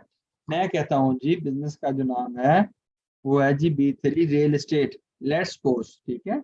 मैंने ये लिख दिया। ये बिजनेस एक्विजिशन डेट से मुराद, आप आसान अल्फाज में ये कह लीजिए कि ये बिजनेस किस दिन से काम करना शुरू करेगा, ठीक है। किस दिन से काम करेगा, मैं वो वाली डेट लिख दूंगा, ठीक है। अनमुल्ला या जो भी नाम है, आप प्लीज अपना क्वेश्चन टाइप करें। अच्छा, ये बिजनेस किस दिन से किस डेट से काम करेगा, मैं वो वाली डेट लिख देता हूँ। मैं कहता हूँ ये बिजनेस आज से ही काम करेगा, मैंने वो मेंशन कर दिया। देन मैंने अपनी कैपेसिटी बतानी है। मैंने अभी कुछ देर पहले बताया, sole proprietor is a business, is a person who is individually या पर्सनली या अपनी जात तक अकेला बंदा है जो बिजनेस को रन करता है। तो यहाँ पे आप जिस बंदे की ये रिटर्न खोल के या रिटर्न ये फॉर्म खोल के बिजनेस ऐड कर रहे हैं ना, सबसे पहले हम एक स्टेप बैक जाते हैं। हमने जब एनटीएन लिया था, एनटीएन लेने के बाद हम आइरिस पे गए थे, आइरिस पे जाने के बाद हमने किसी बंदे का लॉगिन किया था, जिस बंदे का लॉगिन किया है उसके लॉगिन में आप समझे कि ये बिजनेस डाला जा रहा है, ठीक है। ये ऐसे नहीं है कि किसी भी बंदे का लॉगिन वो प्रोफाइल में डाल दें। जिस बंदे ने कहा कि मैं बिजनेस करना चाहता हूँ, उस बंदे के प्रोफाइल में इस बिजनेस को ऐड ऑन किया जा रहा है, ठीक है। मेरे भाई अभी आपने कंपनी का वर्ड गलत यूज कर लिया है, ये आपका प्री मेच्योर क्वेश्चन है।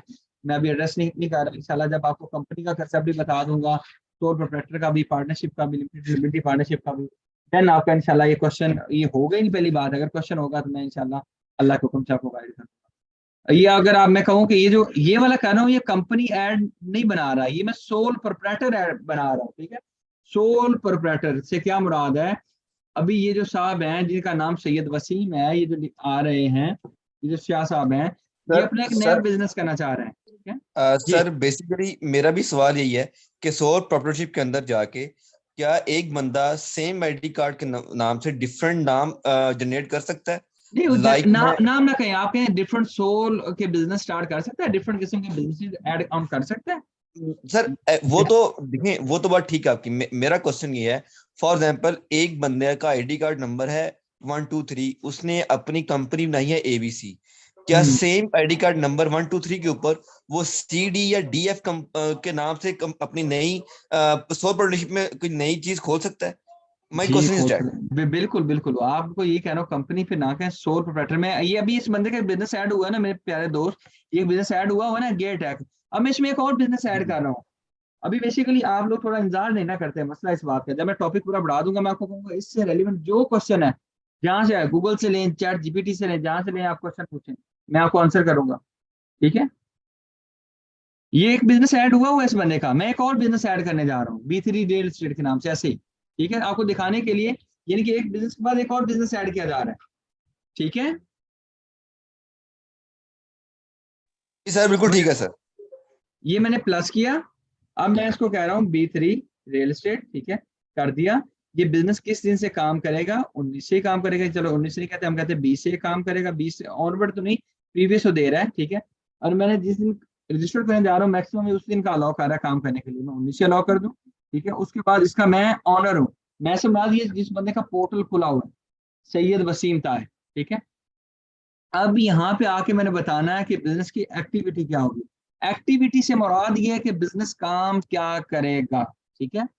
बिजनेस काम क्या करेगा, इसके लिए मुझे यहाँ पे प्लस पे क्लिक करना है।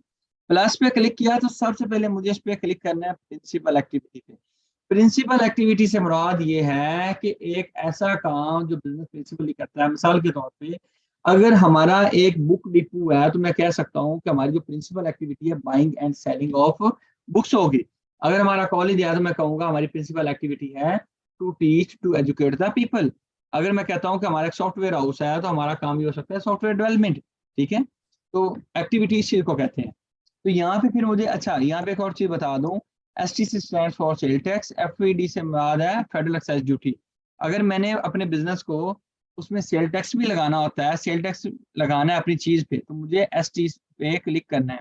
और मुझे फेडरल एक्साइज ड्यूटी भी लेनी है, तो मुझे FED पे क्लिक करना है। लेकिन यहाँ पे अब मैं दोनों पे क्लिक नहीं कर रहा, ये आपने ना कभी करना है, ये वैसे आपको बता रहा हूँ, फिर बाद में आप कहते हैं ये STFD क्या है, ठीक है। तो यहाँ पे मुझे आना है आगे सर्च पे। जब मैंने यहाँ सर्च पे क्लिक किया, मैंने कर दिया, तो आपके सामने एक नई स्क्रीन आ गई। तो मैंने कहा कि ये तो कंपनी रियल एस्टेट का काम करती है, मुझे यहाँ पे रियल एस्टेट का वर्ड लिखना है और एंटर कर देना है, सर्च करना है यहाँ पे क्लिक करके। रियल एस्टेट की एक्टिविटीज दो तरह की होती हैं। कौन कौन सी? एक वो है जी real estate activities with own or leased property, अपनी जमीन से या आप कहीं से वो लीज पे लेके, लीज का आपको पता है कि ठेके पे लेके आप उस पर कोई काम करते हैं, ठीक है। एक मिनट जी, इसको हटा लें। अगली चीज ये है जी real estate activities with own or lease property. Again उसी चीज को उसने कॉपी कर दिया, लेकिन अगर नीचे आ जाए तो कहता है real estate activities on a free or contract basis, real estate activities on a free or contractual basis. यहाँ पे आप भी याद रखिएगा, नीचे वाला कॉन्ट्रैक्ट वाली जमीन की तो बात कर रहे हैं, ऊपर वाली लीज की बात कर रहे हैं, ठीक है। मतलब आप इनमें से एक एक्टिविटी जो आपको लगनी होगी कि मेरी ये वाली बनती है, उस पर क्लिक कर दें, और अगर ये बनी इस पर क्लिक कर दें। बात करने का मकसद ये है कि बड़े सारे लोग सर्च जब आप करते हैं, लोगों ने बिजनेस एक्टिविटी ही गलत लिखी होती है दोनों ही रियल एस्टेट। दोनों में फर्क क्या है? ये ऑन या लीज प्रॉपर्टी पे है, ये आप फीस लेते हैं, यानी कि आप क्या लेते हैं, फी लेते हैं, या आप कॉन्ट्रैक्ट करते हैं लोगों के साथ, ठीक है। आपकी ना तो अपनी जमीन है, ठीक है, ना लीज पे आई है नीचे में। और ऊपर वाले में क्या है, जमीन या तो अपनी है या लीज पे ली हुई है।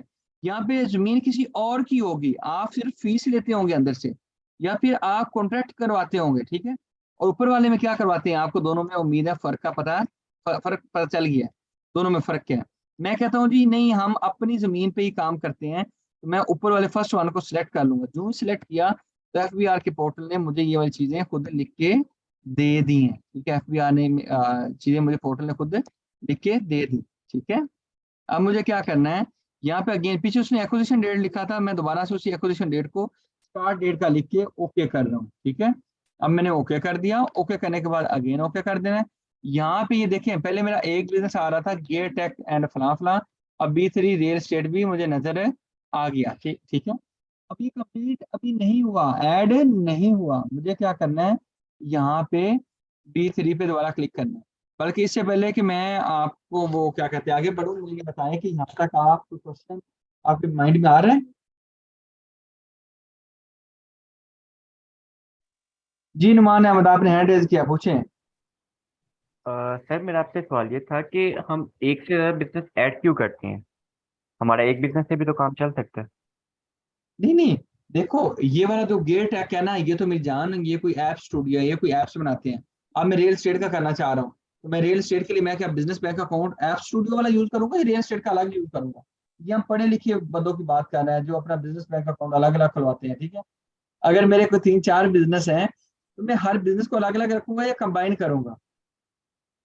ठीक हो गया सर। ठीक है, तो मैंने B3 रियल एस्टेट लिखा, ठीक है। अच्छा, और तो कुछ क्लियर है, क्लियर है, ठीक है।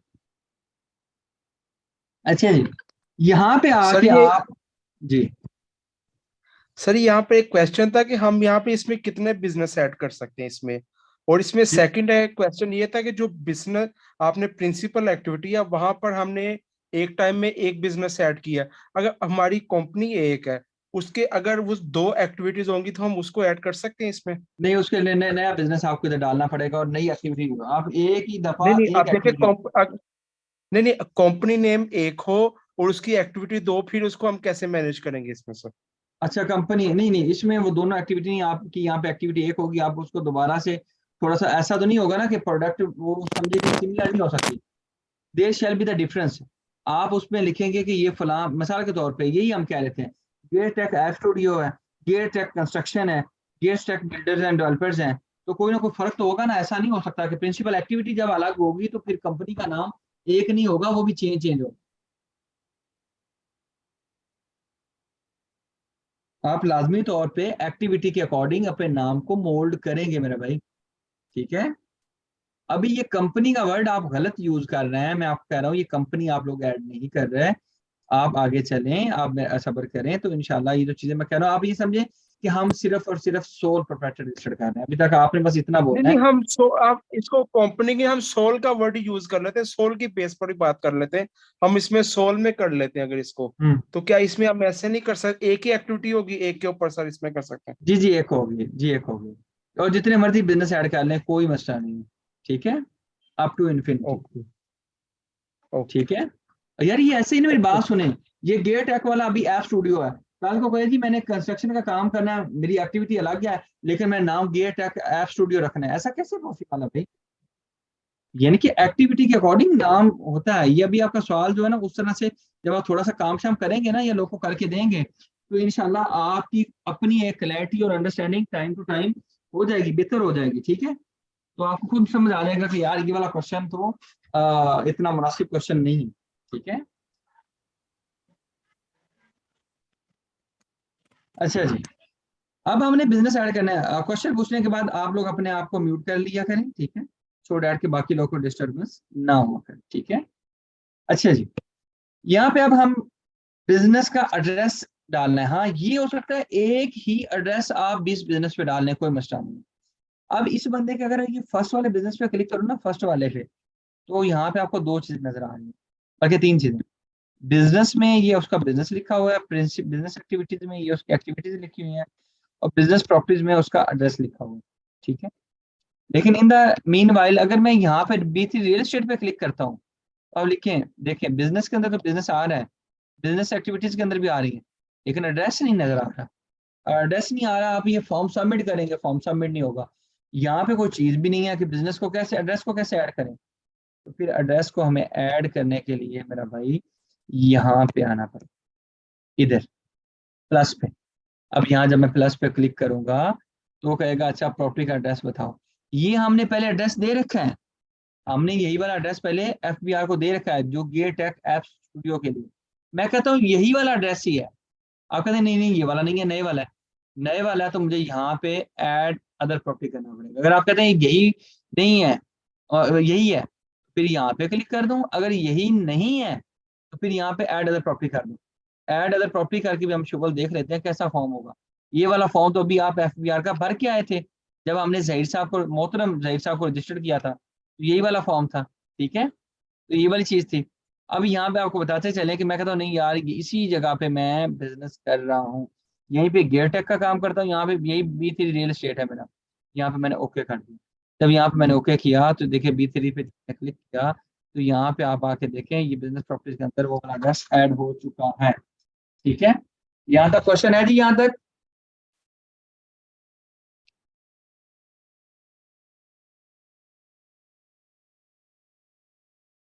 Any question? चलें जी। सर मेरा एक आपसे सवाल था। जी जी प्लीज। सर ये एड्रेस के अंदर जो फॉर्म के अंदर आ रहा है नीचे हाउस क्यों आ रहा है? कौन सा? यार देखो मेरी बात सुनो, रियल एस्टेट वो है ना अपना सोल प्रोप्राइटर है ना, और इसके पास अगर एड्रेस नहीं भी है, सोल प्रोप्राइटर से क्या मुराद है? कभी आप छाबड़ी वाले को देखो तो उसका तो कोई एड्रेस ही नहीं होता है, एक मिसाल के तौर पे, ठीक है। कभी आप किसी और बंदे को देखो, ये वो ऐसा बंदा है, सोल प्रोप्राइटर से मुराद ये है कि चाहे अपने घर का एड्रेस यूज करे, और ये उससे थोड़ा अमीर आदमी है तो अपना कोई दफ्तर ले ले, ठीक है। ये कोई सा भी एड्रेस यूज कर सकता है। बेसिकली हमारा पर्पज ये है कि हमने बिजनेस का NTN बनवाना है, हमने बैंक अकाउंट खुलवाना है, आप ये कह लो, ठीक है। बैंक के पास जाओगे ना कि मतलब मुझे B3 रियल एस्टेट का बैंक अकाउंट खोल दो, तो कहेगा यार अपना मुंह देखा है? आप कहें जी बिल्कुल देखा है। कहेगा शाबाश NTN लेके आओ, ठीक है। आपका NTN नहीं है, वो कहेगा चलो कंपनी बनवा के आओ, ठीक है। तो ये कहें कि उन लोगों को भी इतना नहीं पता होता सोल प्रोप्राइटर में, कंपनी में, हालांकि वो लोग माशाल्लाह MBA MCOM करके लोग बैठे थे, कई लोग समझते हैं, कई लोग को उसका भी आइडिया नहीं होता। तो आप ये कह लीजिए कि अगर मुझे B3 रियल एस्टेट का मैं इजीली बैंक अकाउंट खुलवा सकता हूँ, तब इसको मैं रजिस्टर्ड कर लूंगा ना, B3 का बैंक के पास जाऊंगा, वो कहेंगे अच्छा आपका NTN बना हुआ है इस B3 का, मैं कहूँगा जी बना हुआ है, कहेंगे चलो ठीक है आप मैं अपना NSC दो, मैं उनको NSC दूंगा, तो उससे देखेंगे प्रोफाइल इंक्वायरी से, जैसे मैंने अभी टैक्स पे प्रोफाइल इंक्वायरी करना है, तो उससे जब वो देखेंगे तो वहां से वो डिटेल्स निकाल लेंगे, डिटेल्स निकाल के कहेंगे अच्छा इस बंदे का बिल्कुल है FBR के पास डिटेल्स। सर जी मतलब कि सिंपल सी ये बात है कि कोई भी अगर पर्सन अपना बिजनेस कर रहा है, अगर उसे बैंक अकाउंट खुलवाना है स्पेशली सिंगल पर्सन को, तभी वो रजिस्टर करवाना है कि उसके लिए इंपॉर्टेंट है सोल प्रोप्राइटर। हाँ तभी भी इम्पोर्टेंट है, बिल्कुल सही है। और उसके अलावा लोगों में थोड़ा सचका मारना है, हम कंपनी नहीं बनाना चाहते, हम पार्टनरशिप रजिस्टर नहीं करना चाहते, हम चाहते हैं नहीं कोई ना कोई नाम हमारा होना चाहिए। तो ऐसा तो नहीं है कि हम बिल्कुल, अगर आप कहते हैं नहीं कि हम रजिस्टर्ड भी नहीं होते, ऐसे लिख के रख लेते हैं, ठीक है, ऐसे बाय लिखवा देते हैं शीदा एंड कंपनी, तो लिखवा लो भाई, उसकी फिर कानूनी कोई लीगल स्टैंडिंग तो नहीं है ना। इससे कुछ ना कुछ कानूनी पहचान आपको मिल रही है, कोई पेपर है, कोई डॉक्यूमेंट है जो आपके बिजनेस को प्रूव कर रहा है कि यार वाकई आपके कोई बिजनेस की कोई पहचान है। जैसे कोई हम कोर्ट कचहरी में आप जाते हैं तो कहते हैं जी सबूत दें जी, प्रूफ दें, एविडेंस दें, तो ये कोई एविडेंस है कि आपके बिजनेस का? मतलब बिजनेस का नेम रजिस्ट्रेशन करवाने की तरह। हाँ जी, हाँ जी, बिल्कुल बिल्कुल, ठीक है। ये सबसे सिंपलेस्ट फॉर्म ऑफ बिजनेस है पाकिस्तान में, सोल प्रोप्राइटर, ठीक है। Thank you one sir. Man show, one man army, ठीक है। एग्रीड? Yes sir. देन हमने जाना जी अटैचमेंट में। जब आप अटैचमेंट में जाएंगे तो we shall be needing two things. The first one is tenancy, जिसको रेंट एग्रीमेंट कहते हैं, टेनेंसी एग्रीमेंट। या फिर अगर आपकी एग्रीमेंट वो किराए पे जगह नहीं है तो आपका प्रूफ ऑफ एविडेंस की जगह आपकी है, ऑनरशिप एविडेंस, ठीक है। इन दोनों में से एक चीज होगी जो आप यहाँ पे क्लिक करके प्लस पे क्लिक करके ऐड करेंगे, ठीक है। और दूसरा आपका एक पेड यूटिलिटी बिल होना चाहिए। कोई भी यूटिलिटी बिल से क्या मुराद है, वो गैस का हो, बिजली का हो, वो पिटसेल का हो, कोई भी बिल हो, उस बिल को वो 3 महीने से पुराना ना हो, उसको ऐड करना है, ठीक है। और इंटरेस्टिंगली एक चीज बता दूं कि ये तो रिक्वायरमेंट है लॉ की, कानून की। लोग यहाँ पे खाली पेज भी पीडीएफ बना के अपलोड करते हैं, तो एफबीआर का फारिग सिस्टम इस चीज को डिटेक्ट नहीं करता। हम सबमिट करते हैं फॉर्म को, और वो वाला फॉर्म सबमिट हो जाता है, और वो हमारा बिजनेस रजिस्टर्ड भी हो जाता है, ठीक है। और यहाँ पे ये सारी चीजें लिखने के बाद आपने सिंपली एक सबमिट क्लिक करना है। यहाँ पे सपोज करें अभी मैंने कोई डॉक्यूमेंट ऐड करना है, डॉक्यूमेंट ऐड करने के लिए यहाँ पे मैं प्लस पे क्लिक करूंगा। मैंने प्लस पे क्लिक किया, कहता है भाईजान डॉक्यूमेंट अटैच करना है। मैंने कहा जी जी अटैच करना है। कहता है फिर यहाँ पे आ जाओ और यहाँ पे फाइल पे क्लिक करो। मैंने फाइल पे क्लिक किया, कहता है मुझे बताओ कहाँ पे पड़ा हुआ है। मैंने कहा जी ये वाला डॉक्यूमेंट है, लेट्स सपोज ये वाला डॉक्यूमेंट, मैंने उसको बोल दिया ये वाला। उसने कहा अच्छा ये अपलोड भी कर दे। मैंने कहा ओके। ओके करने के बाद ये वाला यहाँ पे अपलोड हो गया। अभी ये अपलोड किया था, मैं इसको डिलीट कर दूं, ठीक है। अब इस बंदे ने वैसे देखे तो इसने क्या लगाया हुआ है, DUX तो लिखा हुआ है, इस बंदे का ये किसी और क्लाइंट का ही है। अच्छा ये देखें, DOC करके इसने खाली पेज मंडा हुआ है, ठीक है। नजर आ रहा है जी, बड़ा चालाक आदमी है ये भी आपकी तरह। अच्छा जी, ठीक है जी। अब उसके बाद आपका जो NTN बनाना है, एक वो कलम की दूरी पे है, आपने जी सबमिट एक बटन की मार है। आपने क्या करना है, ये मैंने सपोज करें सब कुछ ऐड कर करा लिया, सब कुछ कर करा लिया। अब I what I have to do, I just have to submit the form. जब मैं सबमिट पे क्लिक करूंगा तो मेरा डॉक्यूमेंट FBR के पास चला गया।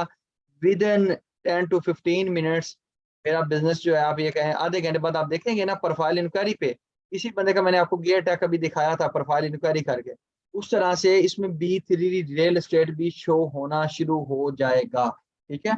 और मजीद अगर इसको आप देखना चाहेंगे तो what you have to do, आप इसकी प्रोफाइल इंक्वायरी पे जब आएंगे ना, माय प्रोफाइल पे क्लिक करेंगे, यहाँ पे माय प्रोफाइल पे क्लिक करेंगे, इस पे मैंने माय प्रोफाइल पे क्लिक किया तो आपके सामने जब इस स्क्रीन पे जाएंगे, अभी क्योंकि मैंने फॉर्म सबमिट नहीं किया, मैंने तो आपको एक प्रोसीजर एक तरीका बताना था, आपका खौफ दूर करना था, ठीक है।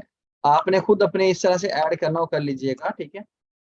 यहाँ पे मैं बिजनेस में जाऊंगा, ये जैसे गेयर टेक नजर आ रहा है मुझे, ठीक है, गेयर टेक नजर आ रहा है।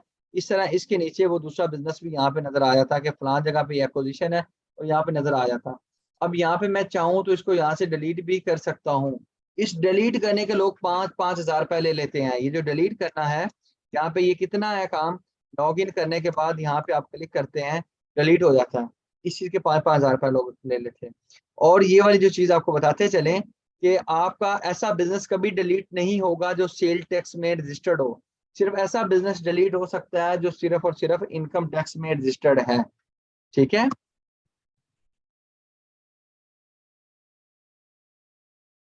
जी यहाँ तक आप लोग का कोई क्वेश्चन?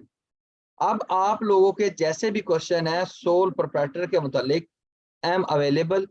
आप इस टॉपिक से वो रिस्ट्रिक्टेड रखें अपने आप को, जिस तरह के भी सवाल हैं वो अच्छे हो बुरे हो, मैं आपको गाइड करने के लिए मौजूद हूं।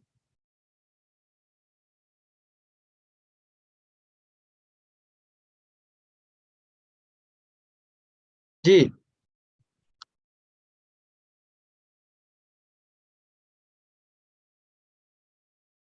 डिले वाला सीन प्लीज ये दोबारा बता दें सर। ये डिले वाला सीन क्या, मुदस्सिर साहब क्या कहना चाह रहे हैं, मुझे तो समझ नहीं लगी।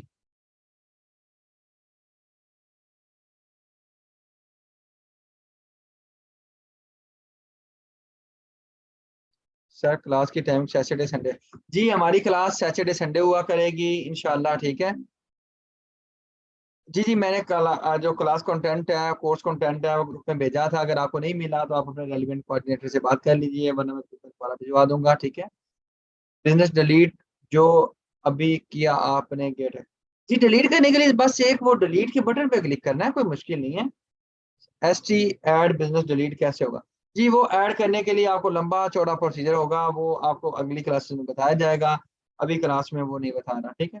कल की रिकॉर्डिंग मिल सकती है जी, तो साहब कल की रिकॉर्डिंग ग्रुप में अंदर है, आप वो पूछ लीजिएगा अगेन रेलिवेंट कोऑर्डिनेटर से जिन्होंने आपका एडमिशन किया है या जिन्होंने आपको ग्रुप के अंदर ऐड किया है, ठीक है।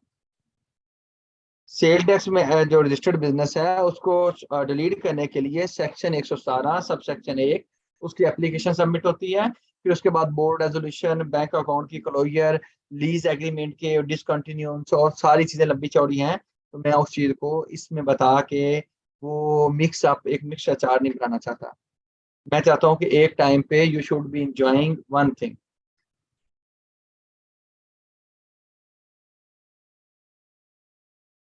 जी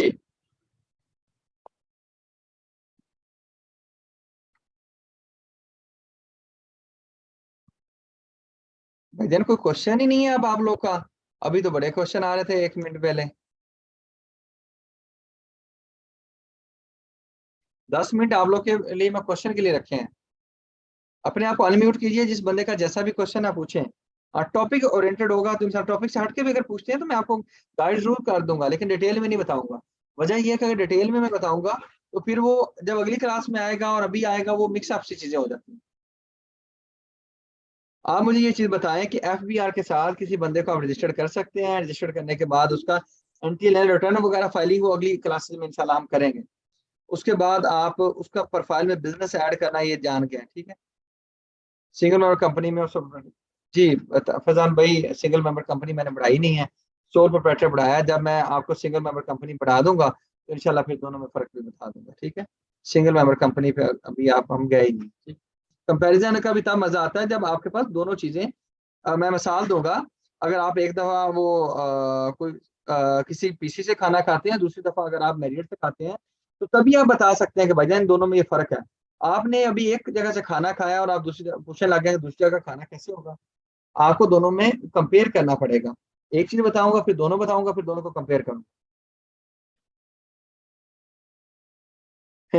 जी अहमद तुरक साहब, बहुत शुक्रिया। कोशिश है थोड़ी सी नाकाम सी कि अल्लाह ताला करे कि आपको समझ आए, तो बहुत अच्छी बात है अगर समझ अच्छी आ रही है तो। ओके जी प्लीज। जी नेक्स्ट हमारी सैटरडे संडे क्लास होगी इंशाल्लाह, और वो क्लास इंशाल्लाह सैटरडे संडे से पहले आपको एक अभी अलग ग्रुप भी इंशाल्लाह नेक्स्ट क्लास से पहले बन जाएगा, जिसमें सारे रजिस्टर्ड स्टूडेंट्स को जो मुझे कॉलेज वालों ने इंटीमेट किया है वो अलग कर देते होते हैं पहले की तरह। तो सारा कंटेंट आपका भेजा जाएगा उसी के अंदर, ठीक है।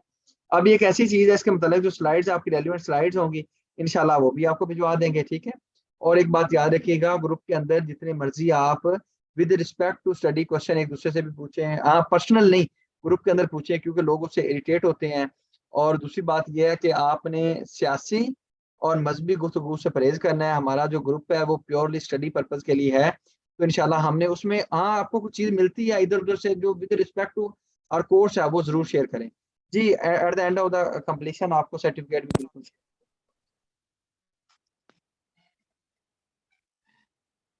जी भाई जान, कोई क्वेश्चन है? एक भाई वो ITP वाला पूछ रहे थे, वो भी मेरा ख्याल है शायद आज की क्लास में है कि नहीं है, ग्रुप में लगे हुए थे तो वो उन्होंने शायद कल की क्लास नहीं सुनी। जी जी वो अहमद तुरक साहब जो अनपेड है इंशाल्लाह ये तो ग्रुप अभी 1-2 दिन में आर्काइव हो जाएगा। जो पेड स्टूडेंट का ग्रुप बिल्कुल अलग होगा इंशाल्लाह, उसमें वो खपत वाले लोग नहीं होंगे, सिर्फ वो लोग होंगे जो सीरियस हैं, जो पेड है। ऐसे नहीं है कि हर बंदा उसमें, उन लोग का ज्यादा हक है, उन लोगों को फैसिलिटेट किया जाए, सारी चीजें उन लोगों को दी जाए जो लोग पेड हैं, जिन लोगों ने कॉलेज को भी पे किया है, कॉलेज का टाइम बाय किया हुआ है, ठीक है, और अपना टाइम भी वो सीरियसली यहाँ क्लास में आके अपनी सीरियसनेस को शो करते हैं। सर एक क्वेश्चन था मेरा आपसे। जी हुक्म करें। अच्छा सर जी, वो पहले भी मैंने किया था क्वेश्चन। देखिए हम एक सोल प्रोप्राइटर है, वो मैन्युफैक्चरर भी है, और उसके साथ वो सर्विस प्रोवाइडर भी होगा, तो हम इस चीज को कैसे एडजस्ट करेंगे यहाँ पर वो प्रिंसिपल एक्टिविटी में? मेरी जान आप उसको एक दफा कर लें, असलम आपका मैन्युफैक्चरिंग, ठीक है, जो भी उसका बिजनेस का नाम है कंप्लीट करके, और एक दफा आप उसका लिख लें कि फलां सर्विसेज, ठीक है ना।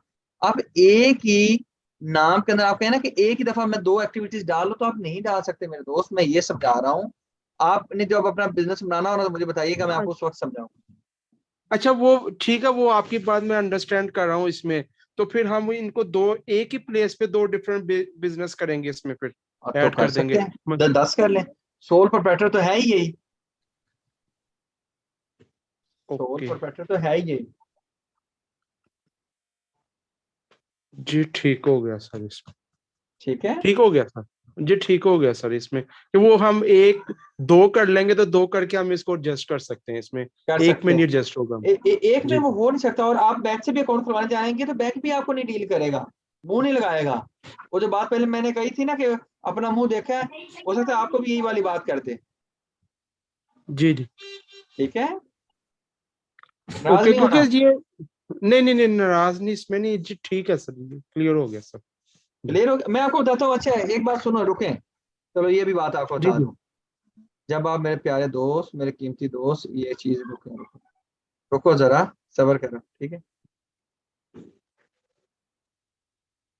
अच्छा जी, ये चीज चेंज करना भी आपको सिखाएंगे। ये देखें जी, जब ऑनलाइन एंटी वेरिफिकेशन पे आप जाते हैं, मेरे प्यारे दोस्त, कीमती दोस्त, टेक्स्ट पर प्रोफाइल पे जाते हैं, आप CNAC पे जाते हैं, CNAC पेस्ट कर लेते हैं, ठीक है। इन्हीं भाई का, अरे इन्हीं भाई का नहीं करते। अब मेरा कर ले, मैं CNSC दे देता हूँ अपना। ये बताएं, डबल बताते थ्री हैं। One zero to 33102 700 82 431 82 431। 431।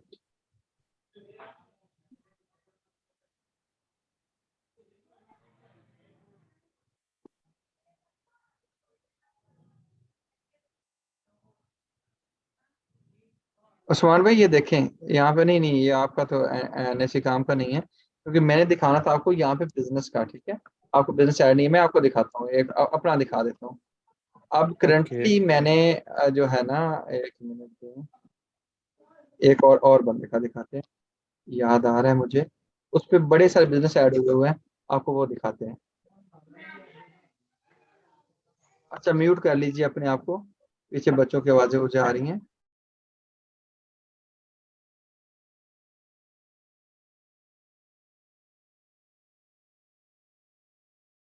अच्छा जी,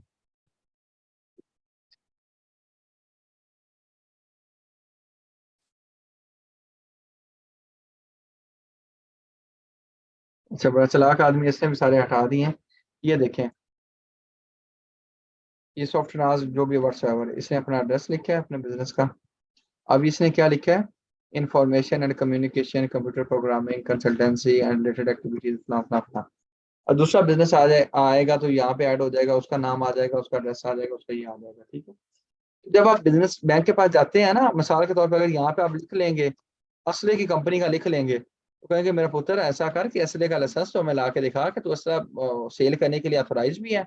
ये प्रिंसिपल एक्टिविटी इतनी इंपॉर्टेंट होती है कि अगर ये नहीं है कि मैं जाके अपना यहाँ पे लिखूं, मिसाल के तौर पे तैर है, तैर आर्म्स, आर्म्स मतलब डीलर, ठीक है, लेट्स सपोज, यहाँ पे एड्रेस भी लिख दूं और यहाँ पे आर्म्स को सिलेक्ट कर दो प्रिंसिपल एक्टिविटी में। जब मैं बैंक के पास जाऊंगा तो वो सबसे पहले ना NTN में सबसे पहली चीज ही यही देखते हैं, प्रिंसिपल एक्टिविटी को, ठीक है, प्रिंसिपल एक्टिविटी है कौन सी। तो यहाँ पे आप चाहे 10 बिजनेस ऐड करें, जितने बिजनेस ऐड कर लेंगे उनका अलग अलग यहाँ पे एक्टिविटी आप डालेंगे। जब एक्टिविटी डालेंगे उसका अलग अलग आप अकाउंट खुलवा सकते हैं। आप कहते हैं नहीं जी मैं तो 2 एक्टिविटी डालना चाहता हूँ, सवाल ही नहीं पैदा होता। आप उसमें जो कुछ मर्जी कर लें, और पंजाबी में कहते हैं उल्टे हो जाए, तो यहाँ फिर भी आप अपना वो नहीं डाल सकते 2 एक्टिविटीज। हर एक्टिविटी का एक कोड अलॉट है, ये कोड आपको नजर आ रहा होगा। 1 टाइम 1 एक्टिविटी आपके हर बिजनेस में डाली जाएगी। इसी में कहता है कि यार सॉफ्टवेयर जो है ना, ये सॉफ्टवेयर का भी काम करती है, ये नाम ही सॉफ्टवेयर से सॉफ्टवेयर लग रहा है, लेकिन साथ सॉफ्टवेयर जो है ना ये कुछ सर्विस भी प्रोवाइड करती है, let's suppose consultancy service provide करती है। यहाँ पे कह ले सॉफ्टवेयर कंसल्टेंसी सर्विस, ठीक है। साथ सॉफ्टवेयर रियल एस्टेट भी है, यहाँ पे ये एक और बिजनेस ऐड करे सॉफ्टवेयर रियल एस्टेट, यहाँ पे वो अलग अलग एक्टिविटी फिर ऐड कर देगा, ठीक है जी।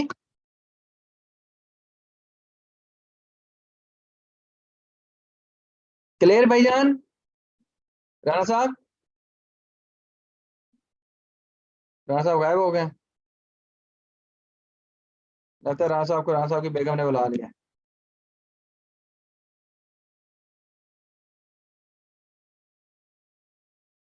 अच्छा जी, सर जी जी, सर मेरा आपसे एक सवाल था कि दो मुख्तलिफ एंटीन एक ही सेम एड्रेस के ऊपर और एक ही यूटिलिटी के ऊपर रजिस्टर्ड हो सकते हैं? हो सकते हैं, अ, बिल्कुल हो सकते हैं। बस मुझे इलेबोरेट करेंगे प्लीज। हो सकते हैं, बिल्कुल हो सकते हैं, इसमें कोई दो राय ही नहीं है, मैं कह रहा हूँ हो सकते हैं, मसला ही नहीं है। आप 1 NTN 2 NTN 20 NTN, मैं मिसाल देता हूँ, हम 6 फैमिली मेंबर्स हैं लेट्स सपोज, तो 6 के 6 अगर एक ही घर में रहते होंगे, ऐसा तो नहीं है कि मेरा अपना घर होगा, सबका अपना अपना होगा, अपना अपना भी है, वो देना चाहते हैं, ठीक है, 6 के 6 वही घर अपना एड्रेस दे लें, मसला किस बात का है?